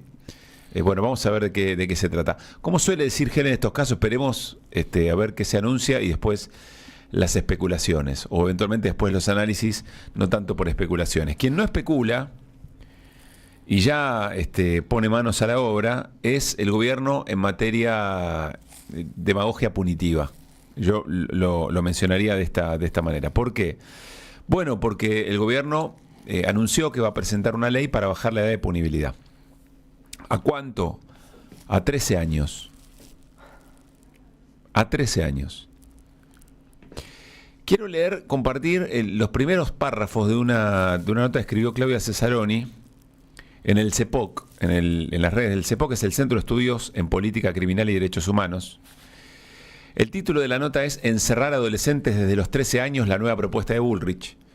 De nuevo, y un día después de conseguir que la Cámara de Diputados aprobara la llamada Ley Bases, que consagra el saqueo de nuestros recursos naturales, el dinamitamiento de políticas públicas y el otorgamiento de facultades extraordinarias para que Milei destruya el Estado social, la ministra de Seguridad, Patricia Bullrich, busca encarcelar a adolescentes, es decir, expandir el Estado penal sobre uno de los grupos más atacados por las políticas regresivas gubernamentales, los niños y adolescentes. La última vez que lo intentó fue durante el gobierno de Mauricio Macri, en el verano del 19. En ese caso, acompañada por el entonces ministro de Justicia y Derechos Humanos, Germán Garabano, propuso bajar la edad de punibilidad a los 15 para imponer penas de hasta 15 años para esa franja de adolescentes. Y en aquel momento 15, ahora 13. Insisto, en el próximo gobierno que acompañe, Patricia Bullrich, que no sabemos ya de qué tipo será, vaya, sería dentro del útero, ¿no? Ya con una 4D, a ver si perfila para delincuente. En esa oportunidad dijimos que el proyecto de Bullrich era peor que la ley vigente. La ley vigente es el régimen penal de la minoridad, sancionado en los 80, que lleva la firma de Videla. Ahora, junto con el ministro de Justicia, Mariano Cunio Libarona, anuncia un proyecto que se propone bajar la edad de punibilidad a los 13.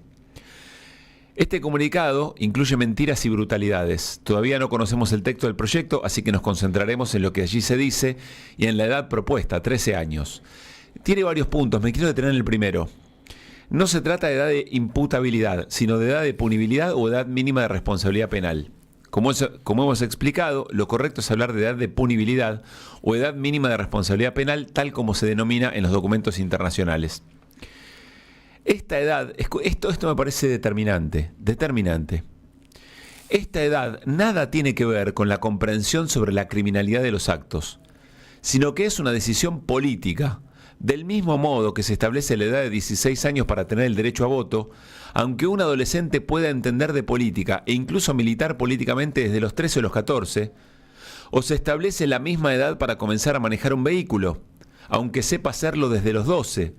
La determinación de una edad mínima para ser sometido a un proceso penal implica una decisión política pública, tanto de política criminal como social.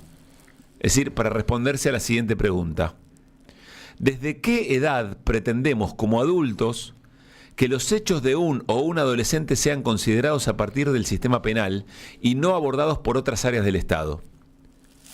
No significa sostener que antes de esa edad, que en el presente está establecida en los 16, no se haga nada si un adolescente comete un delito, sino que significa que por su corta edad y porque en la inmensa mayoría de los casos su participación en estos hechos es producto de ser utilizado por adultos, por bandas criminales o producto de su vulnerabilidad, aplicarle un castigo penal no haría más que aumentar esa condición de vulnerabilidad y profundizar su condición de víctima de adultos o de bandas criminales.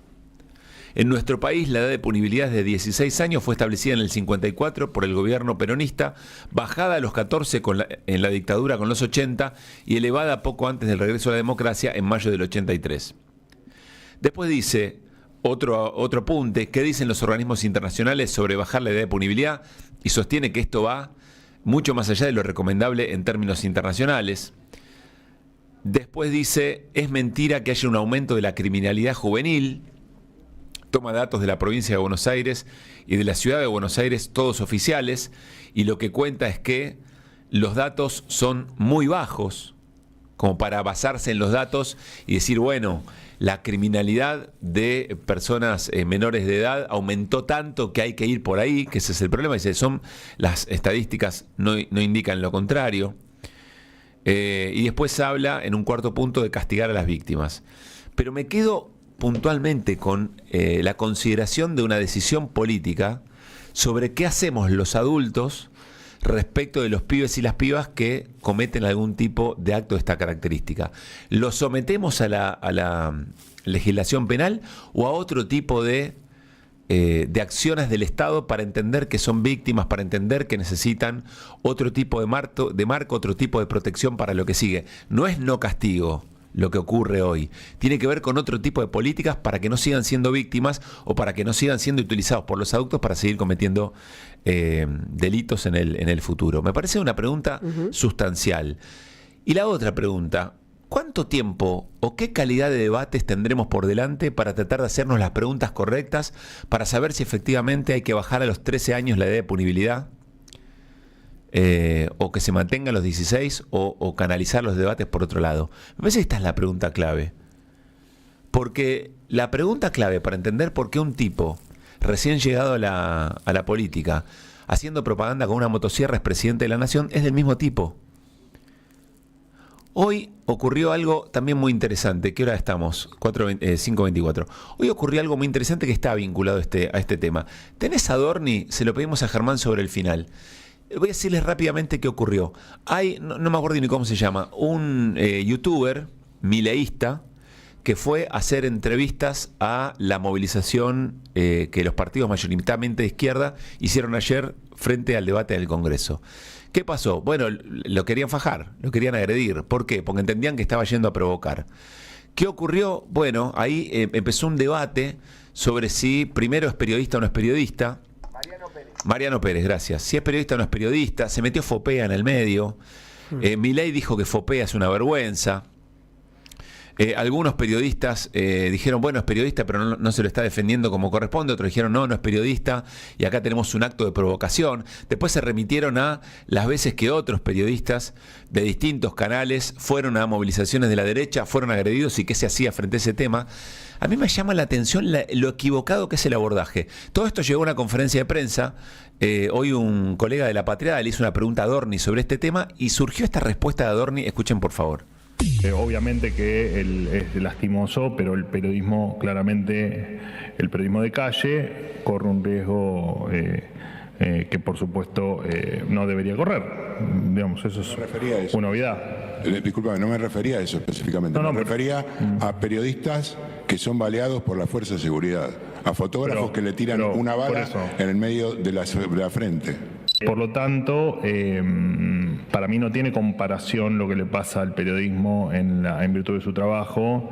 Sí, a quien le incendiaron el auto, por ejemplo, ¿no? Por supuesto, o a quienes son agredidos por delincuentes. Pero bueno, obviamente que, de hecho, la verdad es que no me ha pasado de escuchar denuncias contra las fuerzas con respecto a eso, pero bueno, por algo será, no sé, digo. De todas maneras, ya te digo, lo que hay que luchar es contra la violencia y no contra la violencia contra un sector. De hecho, me parece que sos tan periodista vos como Mariano. Bueno, no sé si los dos son periodistas, pero ¿vos sos periodista? ¿Sí? ¿Vos sos periodista? Yo entiendo que sí. Bueno, creo entonces, que tenemos distintos si vos sos igual a él, no veo el porqué de la discriminación. Te tomo la pregunta, pero no hay que discriminar.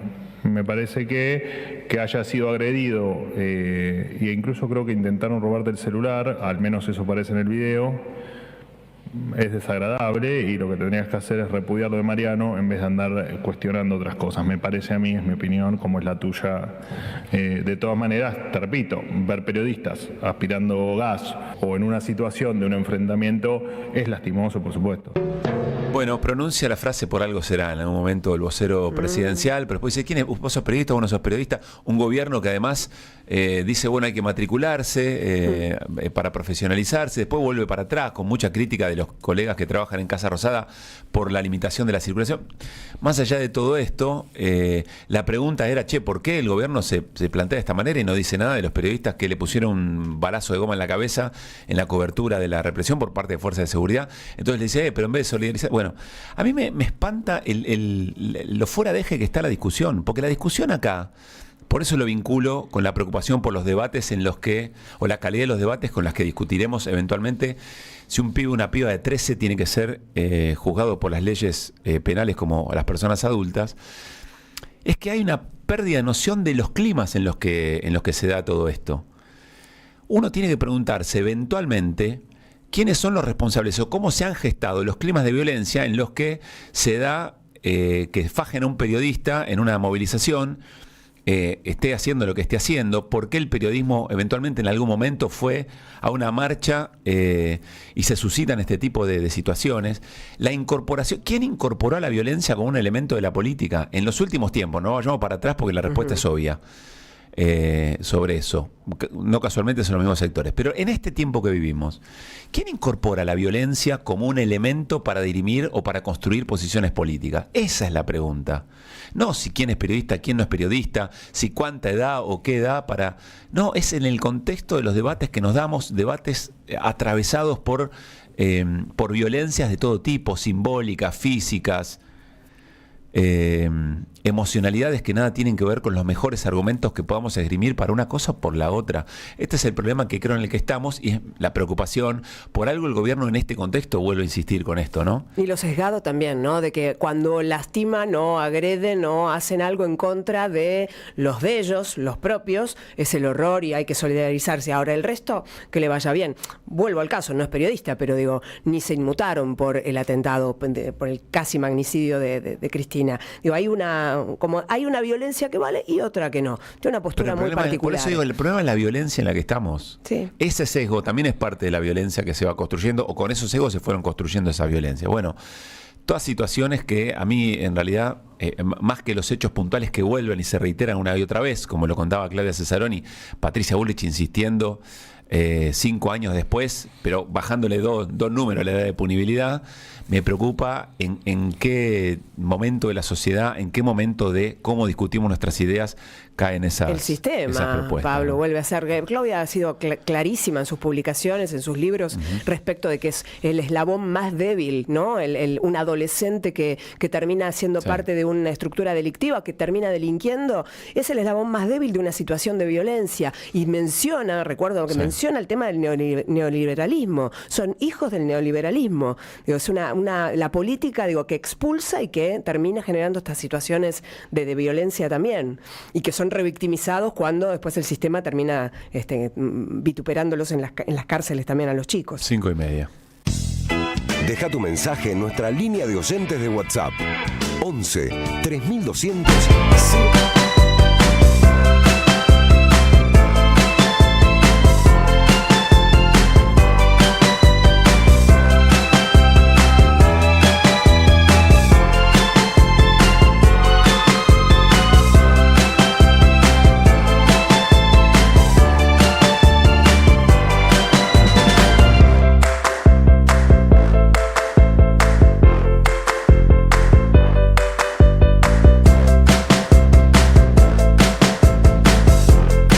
Seguí a la Radio de las Madres por YouTube.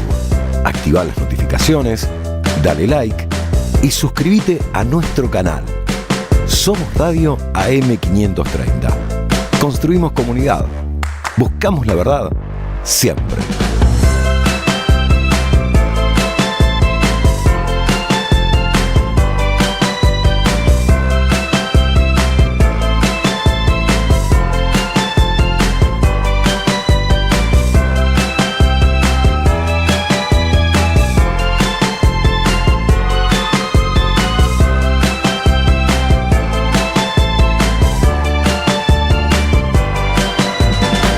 Somos Radio AM530. Construimos comunidad. Buscamos la verdad siempre.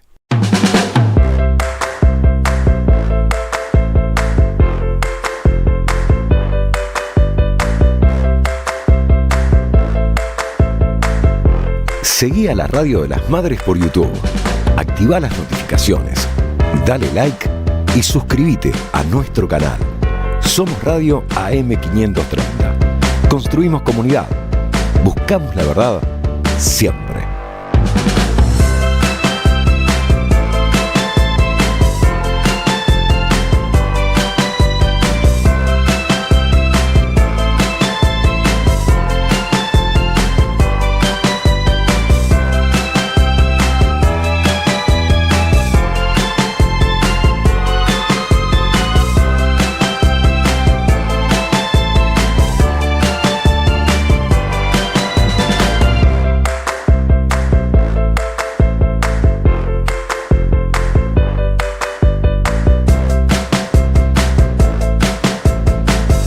Seguí a la Radio de las Madres por YouTube. Activá las notificaciones, dale like y suscríbete a nuestro canal. Somos Radio AM530. Construimos comunidad. Buscamos la verdad siempre.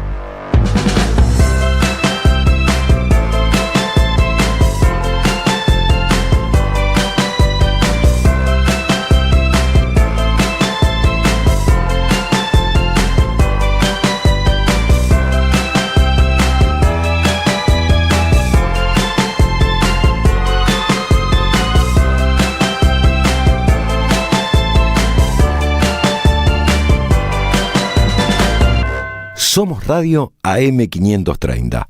Construimos comunidad. Buscamos la verdad siempre.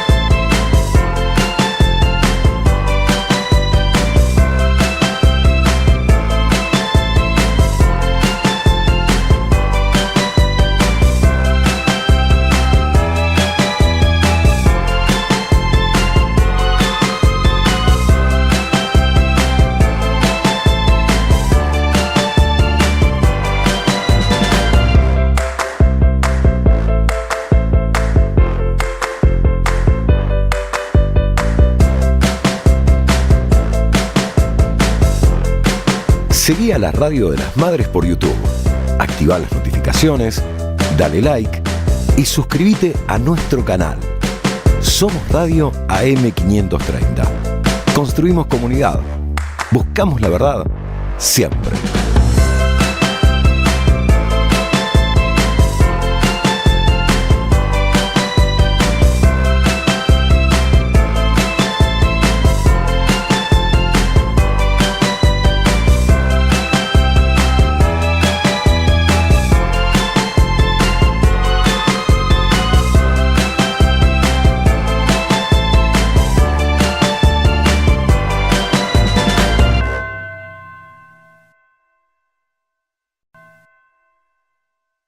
Seguí a la Radio de las Madres por YouTube, activá las notificaciones, dale like y suscríbete a nuestro canal. Somos Radio AM530. Construimos comunidad. Buscamos la verdad siempre.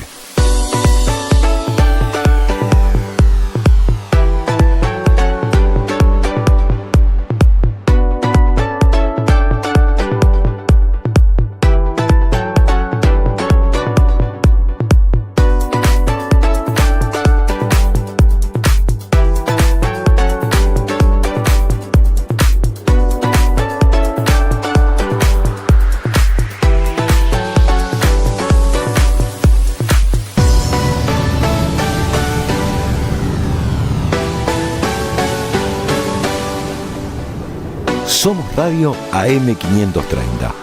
Construimos comunidad. Buscamos la verdad siempre. 17:45 está convocada la conferencia de prensa del ministro de Economía, Luis Caputo, y de Santiago Bausili, el titular del Banco Central. Veremos qué tipo de anuncios se realizan allí. Gran expectativa. Después de la ley Bases, en una relación con el Fondo Monetario Internacional, bueno, que había mostrado su revés, ¿no? A partir del último reporte, y el propio Javier Milei siendo muy crítico de Valdés, había sido, sí, ¿no? del chileno Valdés, que es el encargado del hemisferio occidental, diciendo que es socialista y todo eso. Sí, el FMI es un acuerdo que se está buscando al estar presente el presidente del Banco Central y el ministro de Economía, y haber dicho el propio presidente Milei que busca un cambio de régimen monetario y demás. Bueno, esos son los temas, el tipo de cambio, el régimen monetario, FMI, o alguna cosa lateral pero vinculado a eso, debería ser el motivo de esta conferencia. Documento de hace un comunicado de hace un rato nada más de los gobernadores de Juntos por el Cambio: Macri, Sdero, Torres, Valdés, Frigerio, Sadir, Cornejo, Orrego, Poggi, Puyaro. Dicen cuánto han trabajado desde el PRO para la aprobación de la ley Bases y el paquete fiscal. Creemos que es un instrumento útil para que pueda cumplir con el cambio que votaron la mayoría de los argentinos. Ahora tiene las herramientas para una nueva etapa. Hay millones de argentinos que acompañan con extremo esfuerzo y necesitan que estos cambios empiecen a notarse día a día. Carlos Herer, ya en línea. Hola Carlos, ¿cómo te va? Muy buenas tardes. ¿Qué haces, Pablo? Buenas tardes. Bueno, gracias por hacerte un rato, una jornada me imagino compleja. A ver, ¿querés arrancar por lo que podría llegar a venirse a partir de haberlo escuchado a Javier Milei? ¿O querés contar algún A ver, esperá. quiero decirte que lo que puede llegar a venirse por de lo que acaba de decir Milei, no te puedo decir nada, porque no entiendo. Porque no entendés. Y claro, porque dijo, ya pasó la etapa del déficit cero, ahora se viene el cambio de régimen monetario. Sí. No sé qué quiere decir eso. Bueno. Entonces, en la fase 2 empezás a aprovechar los réditos de haber hecho la estabilización.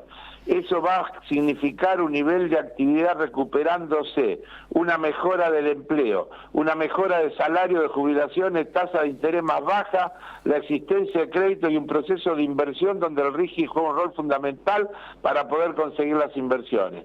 ¿Qué querés que te diga? Yo no encuentro un solo registro que permita decir que es verdad que los salarios están, una mejora del empleo, un nivel de actividad recuperándose. Yo te lo dije el otro día, mirá, el Banco Mundial en enero, en el informe de enero de la evolución del mundo, decía que este año la Argentina iba a crecer 2,7, crecer en enero, con datos del año pasado. Sí. Obviamente, un informe que se publica en enero son todos los datos del año pasado. En el último informe de la semana esta, cambió de más 2,7 a menos 3,5.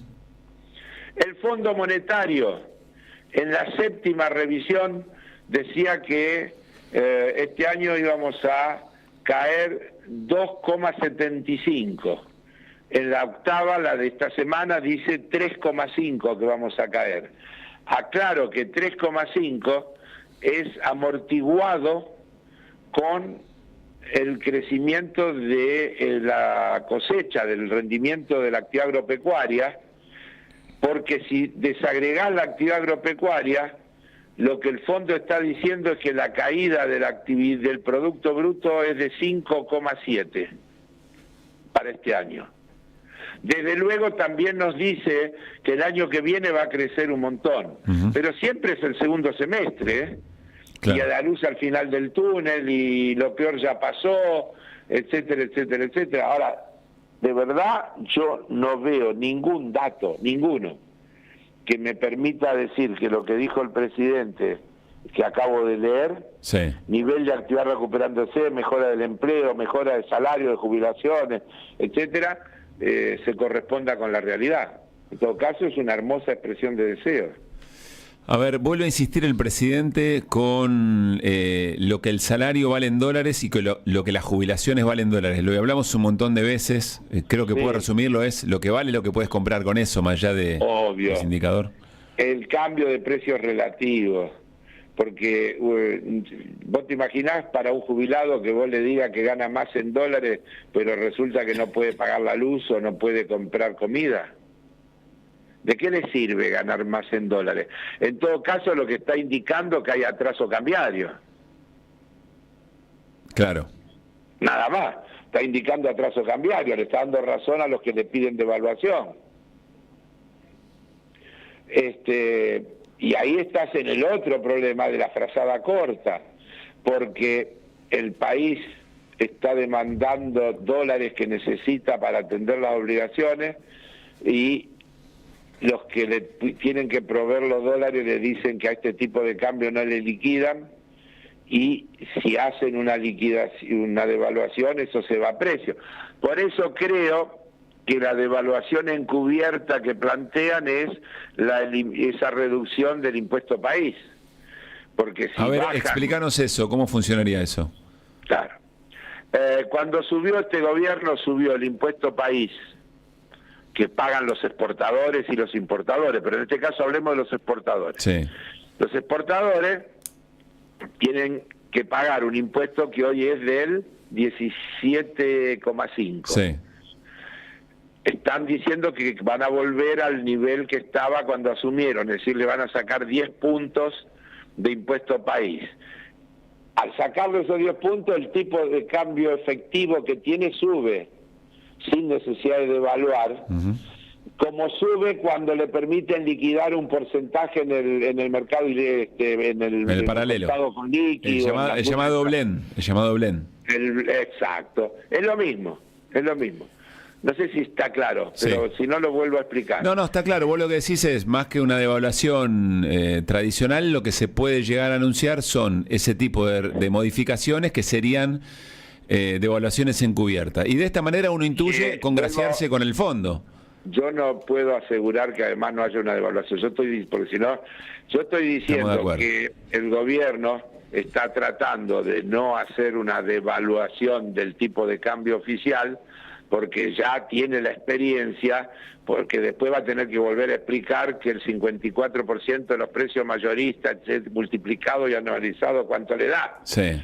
Entonces, como ya no podría decir que es parte de la herencia, creo que están tratando de evitar una devaluación del tipo de cambio, pero sí están tratando de ver cómo hacen que el tipo de cambio efectivo que reciben los exportadores crezca mejor. Pregunta, Carlos, porque lo que nos estás explicando es cómo funcionan los distintos instrumentos que tiene a mano el gobierno, pero también, como siempre decís, cada vez que moves una pieza se te mueven otras, digamos, ¿no? Así es. Si efectivamente el gobierno fuera por esas opciones, ¿qué contraindicaciones tiene para el gobierno o le puede salir bien en sus propios términos, no en el término de la sociedad o de la gente? A ver, si le baja el impuesto al país, el rendimiento efectivo para un exportador mejora. ¿Esa mejora satisface y es suficiente? No lo sé. La verdad que no lo sé. Porque la clave la vas a tener cuando veas que efectivamente le empezaron a liquidar todo lo que está en los silobolsas. En junio, que tenía que ser un mes récord de ingreso de divisas, da negativo. El Banco Central tuvo que vender más que lo que compró. Porque las obligaciones, las cosas a pagar, a pesar de todas las restricciones que han hecho con las importaciones y demás, las cosas a pagar, los intereses, todo lo que está dando vuelta, hace que no les alcance. Entonces, yo no te puedo decir si le va a alcanzar con esto o no. Perdón, ¿reducción del impuesto país pierde recaudación? Sí, claro. Por eso te digo. Que en un gobierno de estas características implica más ajuste. Sí, pero como también es lo mismo que lo que está haciendo con el sistema financiero, de lo que volvió también a hablar hoy el presidente. El presidente dice que está eliminando las cuentas remuneradas de los bancos en el Banco Central, que se están cambiando por bono del Tesoro. Sí. Cuando se cambian por bono del Tesoro tienen tasa de interés y esa tasa de interés se convierte en gasto. Y por lo tanto, si el objetivo sigue siendo el equilibrio fiscal, en una economía que además se está achicando y entonces entra menos por IVA, entra menos por todo, no tenés más remedio que seguir ajustando del otro lado, que seguir recortando. Así que, bueno, como decía el comunicado de los gobernadores de Juntos por el Cambio. De todo, pero ya te lo... No, pero eso decía, por este camino que el gobierno tiene las herramientas, etcétera. Ayer... Dice, ahora el gobierno tiene las herramientas para que comience una nueva etapa que debe ser de crecimiento, inversión y empleo. Bueno, por eso, ¿cómo puede ser de crecimiento, inversión y empleo? Eso es lo que nadie entiende. Ayer alguien dijo, varias intervenciones en el debate dijeron, porque y yo ya lo dije con vos hablando hace tiempo, hay que darle herramientas al gobierno. ¿Herramientas para qué? Porque si vos tenés, primero que hay una división de poderes en lo que no hay por qué renunciar al rol que le corresponde al Parlamento, que no es darle herramientas al Poder Ejecutivo, sino discutir los proyectos de ley que el Ejecutivo le manda y hacer las correcciones que la representación diversa que implica el Parlamento representa. Pero pasado ese efecto, hay una cosa muy elemental. El presidente dice, no es un invento de los detractores, él se declara un enemigo del Estado. Dice, el Estado es una organización criminal. Yo soy un topo infiltrado para destruirlo desde adentro. Entonces, es todo lo contrario de lo que habría que hacer. Lo que no habría que hacer es darle herramientas. Salvo que lo que le dieron herramientas estén camuflando su misma intención, pero no quieren quedar pegados con lo que pueda pasar. Bueno, a eso voy, claro. Porque si no, no se explica. Si vos tenés a alguien que te dice, yo estoy acá para romper todo, y viene el otro y dice, tomá las herramientas, acá tenés de el alguna martillo. manera me estoy haciendo socio de, pero rompelo vos, claro. Tomá y hacete cargo, porque creo que ese es el fondo. Tomá y hacete cargo. Y eso me permite decir otra cosa, Pablo, que no quiero dejar de decir. Sí. Porque ayer fue muy interesante y muy gráfico cuando lo explicó Germán Martínez. Esta ley que se aprobó ayer, cuando entró en su primera versión, esa que vino Franco y le entregó en una caja al presidente de la Cámara de Diputados, tenía 964 artículos. La que se aprobó ayer tiene 200 y pico. Recorta un montón de cosas. Ellos se quejan de que demoró 6 meses, y ayer decía Germán Martínez, y dijeron otros, pero lo digo en él porque es el presidente de nuestro bloque, no hubo una sola cosa de esa demora que tenga que ver con nuestro bloque. Todas las demoras tienen que ver con las negociaciones entre el Estado, el gobierno y los amigables para obtener los votos necesarios para aprobarlo. En el medio el presidente le dijo rata, coimero, chupa de todas las cosas, porque cuando decía coimero, se van con una valija con plata, canjean, qué sé yo, no estaba hablando del bloque nuestro. No, claro. Nosotros votamos en contra de la primera versión que se rebotó y que lo retiraron porque empezaron a perder en la votación en particular, volvimos a votar en contra cuando se le dio la media sanción y volvimos a votar en contra ayer. Es decir, que con nosotros no hubo negociación. La negociación fue toda con esos amigables que pedían cosas a cambio de votos. Y eso es lo que se negoció, en algunos casos con cosas tan horribles como cargos, y en otras por ahí menos horrible pero tan censurable como partidas. Carlos, te quiero preguntar, sabiendo de tus peros a la hora de hacer futuro o futurismo o adivinar cosas que el gobierno puede decir, te lo quiero preguntar en tu capacidad de análisis de la escena, digamos, ¿no?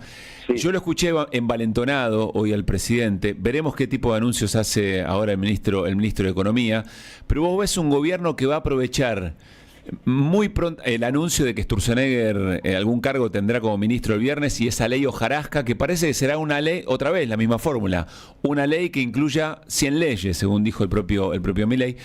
¿Lo ves envalentonado para poner segunda, tercera o cuarta? ¿O estás viendo un gobierno que va a tener que hacer, no sé, más convencionalismo político con otros sectores para amortiguar lo que pasa en la calle? ¿Qué te imaginás en esta segunda fase del gobierno? A ver, primero... De análisis, no de adivinación, de análisis de lo que tenés. Bueno, primero, ayer varios referentes de la oposición amigable dijeron en el debate: el Poder Ejecutivo tiene que tener claro que es la última vez que le aprobamos una ley ómnibus. Las leyes tienen que venir por temas y tienen que ir a las comisiones que tienen que ir y se tienen que discutir como se tienen que discutir. Eso fue dicho no por nosotros, fue dicho por los que le dieron los votos. Entonces, primera cuestión, si se cumple con lo que se dijo ayer y se mandan otro proyecto de ley que contiene 100 leyes, no debería poder pasar por el Parlamento. Esa es la primera cuestión que me surge, insisto, de lo que pasó ayer a la madrugada, en los cierres antes de votar. No estoy hablando de diputados aislados, estoy hablando de cosas que dijeron los presidentes de los bloques. Paréntesis, los cierres que fueron en la madrugada deberían ser incorporados como clase de instrucción cívica en los colegios secundarios, porque tenés para ser dulce de todo eso. Sí, señor, tenés para ser dulce. Pero más allá de eso, hay que ver si eso eventualmente se cumple. Entiendo que lo que estás viendo es, me parece que hay una oposición que se va a plantear, que le va a exigir otra cosa al gobierno. Me parece que la oposición tiene los márgenes más acotados para seguir dándole herramientas al Poder Ejecutivo y que le va a costar mucho más. Y creo que va a tener realmente mucho más dificultades para poder sacar un proyecto de esa naturaleza. Eso es lo que veo. Segundo, la euforia, vuelvo a repetir, del presidente no se compadece con ningún dato real de lo que está pasando. No es cierto que los salarios están creciendo, no es cierto que las jubilaciones estén creciendo, no es cierto que el empleo esté creciendo y no es cierto que la actividad económica esté creciendo. Vuelvo a repetir, y para que quede claro, el presidente juega hábilmente con los números y toma números desagregados que, lo vuelvo a explicar, si los salarios se ajustan por la inflación del mes anterior o las jubilaciones se ajustan por la inflación de 2 meses antes, si viene a la baja la inflación, en la nominalidad de este mes yo tengo un aumento que es mayor que la inflación del mes, pero en realidad lo que estoy haciendo es recuperando lo que perdí el mes anterior o hace 2 meses. Sí, claro. Entonces... Y también hay negociaciones salariales que vienen con una expectativa y con una inercia el Prado de Comercio cerró ayer por un trimestre. Entonces en el mes que se le ajusta, vas a decir que le mejoró el sueldo, y lo que están haciendo es recomponer el atraso. Claro. Mirá, cuando aumenten los sueldos de verdad, va a subir el consumo de verdad, va a subir la actividad económica de verdad. Y cuando sube la actividad económica de verdad, crece el empleo. Es decir, los datos se tienen que compadecer unos con los otros, si no, no tiene lógica. Bien. ¿Vos qué crees? ¿Que la gente va a ganar más y va a ahorrar, o va a tratar de satisfacer justamente necesidades insatisfechas porque la guita no le alcanzó, y si este mes cobró un poquito más, por ahí se compró los zapatos que no se compró, o aprovechó para ir a comer a un día a un restaurante que había dejado de ir, o vuelve a la prepaga, o vuelve a la prepaga, vuelve a la prepaga, claro. Está bien. Entonces, no es magia. Entonces, vuelvo a repetir, la fórmula jubilatoria que se aprobó toma el ajuste inflacionario del antepenúltimo mes, la que están ellos aprobando, no es la que aprobamos nosotros en diputados, que está esperando tratamiento en el Senado, que recompone ese 8% que se quedaron del aumento de enero, que la inflación fue 20 y pico y dieron un 12, ¿te acordás? Sí, claro. Y eso no se recuperó nunca más. Se recuperaría eso si se aprueba, se le da sanción a lo que le dimos media sanción y que el presidente dijo que iba a vetar, además. Y si después la suba, además de la inflación, está vinculada con el aumento salarial. Pero quiero recordar que el presidente dijo que esa ley le iba a vetar. Sí. Acordémonos. Sí. Bueno, a ver, Carlos, ¿dónde está la mejora de los sueldos y las jubilaciones? Nos quedan 3 minutos de programa. Tenías razón Radiche, que era la convocatoria 6 menos cuarto para que haya atención mediática y a ver qué se anuncia probablemente a las 6. Están probando los micrófonos, están ultimando algún detalle. Entiendo lo de lo político, la escena que ves venir en lo político. En lo económico, vos decís entonces que el gobierno va a tener que corregir algunos problemas muy concretos, por ejemplo el tema de los dólares en la reserva, y hacia eso te imaginás que van a apuntar algunas decisiones. Sí, a ver, no sé, salvo que tengan guardadas algunas cosas y que algunos anuncios de inversiones, cosas por el estilo, no veo ninguna magia al respecto, así Bien. Que no veo cosas que puedan sorprender. Bueno, la verdad que no veo cosas que puedan sorprender. Te escucharemos mañana a la mañana. A mí, al mediodía. Al mediodía, cerca del mediodía. Y sí, vamos a escuchar ahora atentamente a ver cuáles son las cosas que... Pero insisto, yo no creo... Todas las cosas que puedan plantearse desde el punto de vista monetario están en el orden de lo que estamos hablando, ¿no? Bien. Y hasta pueden estar bien desde el punto de vista de seguir corrigiendo algunas cuestiones que hay que corregir. Pero eso no va a resolver el problema de que la gente gane más. Nos quedamos con eso, Carlos, y pronto la seguimos y detallamos lo que se anuncie.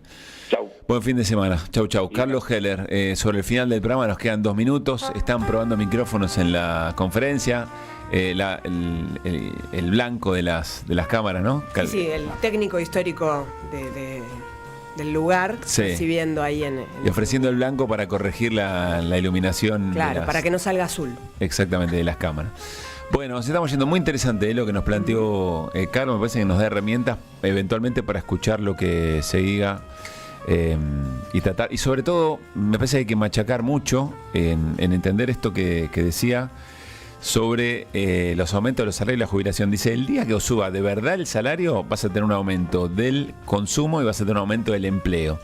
Porque eso aislado no conduce a nada. Lo otro son malabares o jueguitos para la tribuna con los números. Algo que el presidente maneja evidentemente muy, pero muy bien. ¿Tienen lindos planes para el fin de semana? Le pregunto a mis amigos y compañeros Radiche y Restivo. En mi caso nada especial, veremos el partido de la selección. Sábado, frente a Perú. A la noche. Si no va a estar Scaloni en el banco de suplentes, lo sancionaron por haber entrado tarde. Sí, lo que había pedido el técnico de Canadá. Sí. Le hicieron caso. Pablito Aymar, gran cuadro, sí. Domingo, 3 de la tarde, los que están en Mar del Plata, en el Museo Mar, presentamos mi novela. Escuchame, capaz que te nieva, ¿eh? ¿Cuándo te vas a Mar del Plata? El domingo, el sábado a la noche, domingo, vemos. Bueno, estamos viendo. Dicen que en la costa podría nevar. Pero nevar. Mañana creo que nieva. ¿Y adelantá? No podés, tenés pasaje para el sábado. Que me vaya a cagar de frío. No, pero tremendo. Okay. Bueno, después te cuento. Éxitos, pasará muy lindo. Que disfruten mucho. Bueno, gracias Perno, abrazo grande a Reni Córdoba, Germán Marcos, Alejandro Aymú, Nicolás Cava.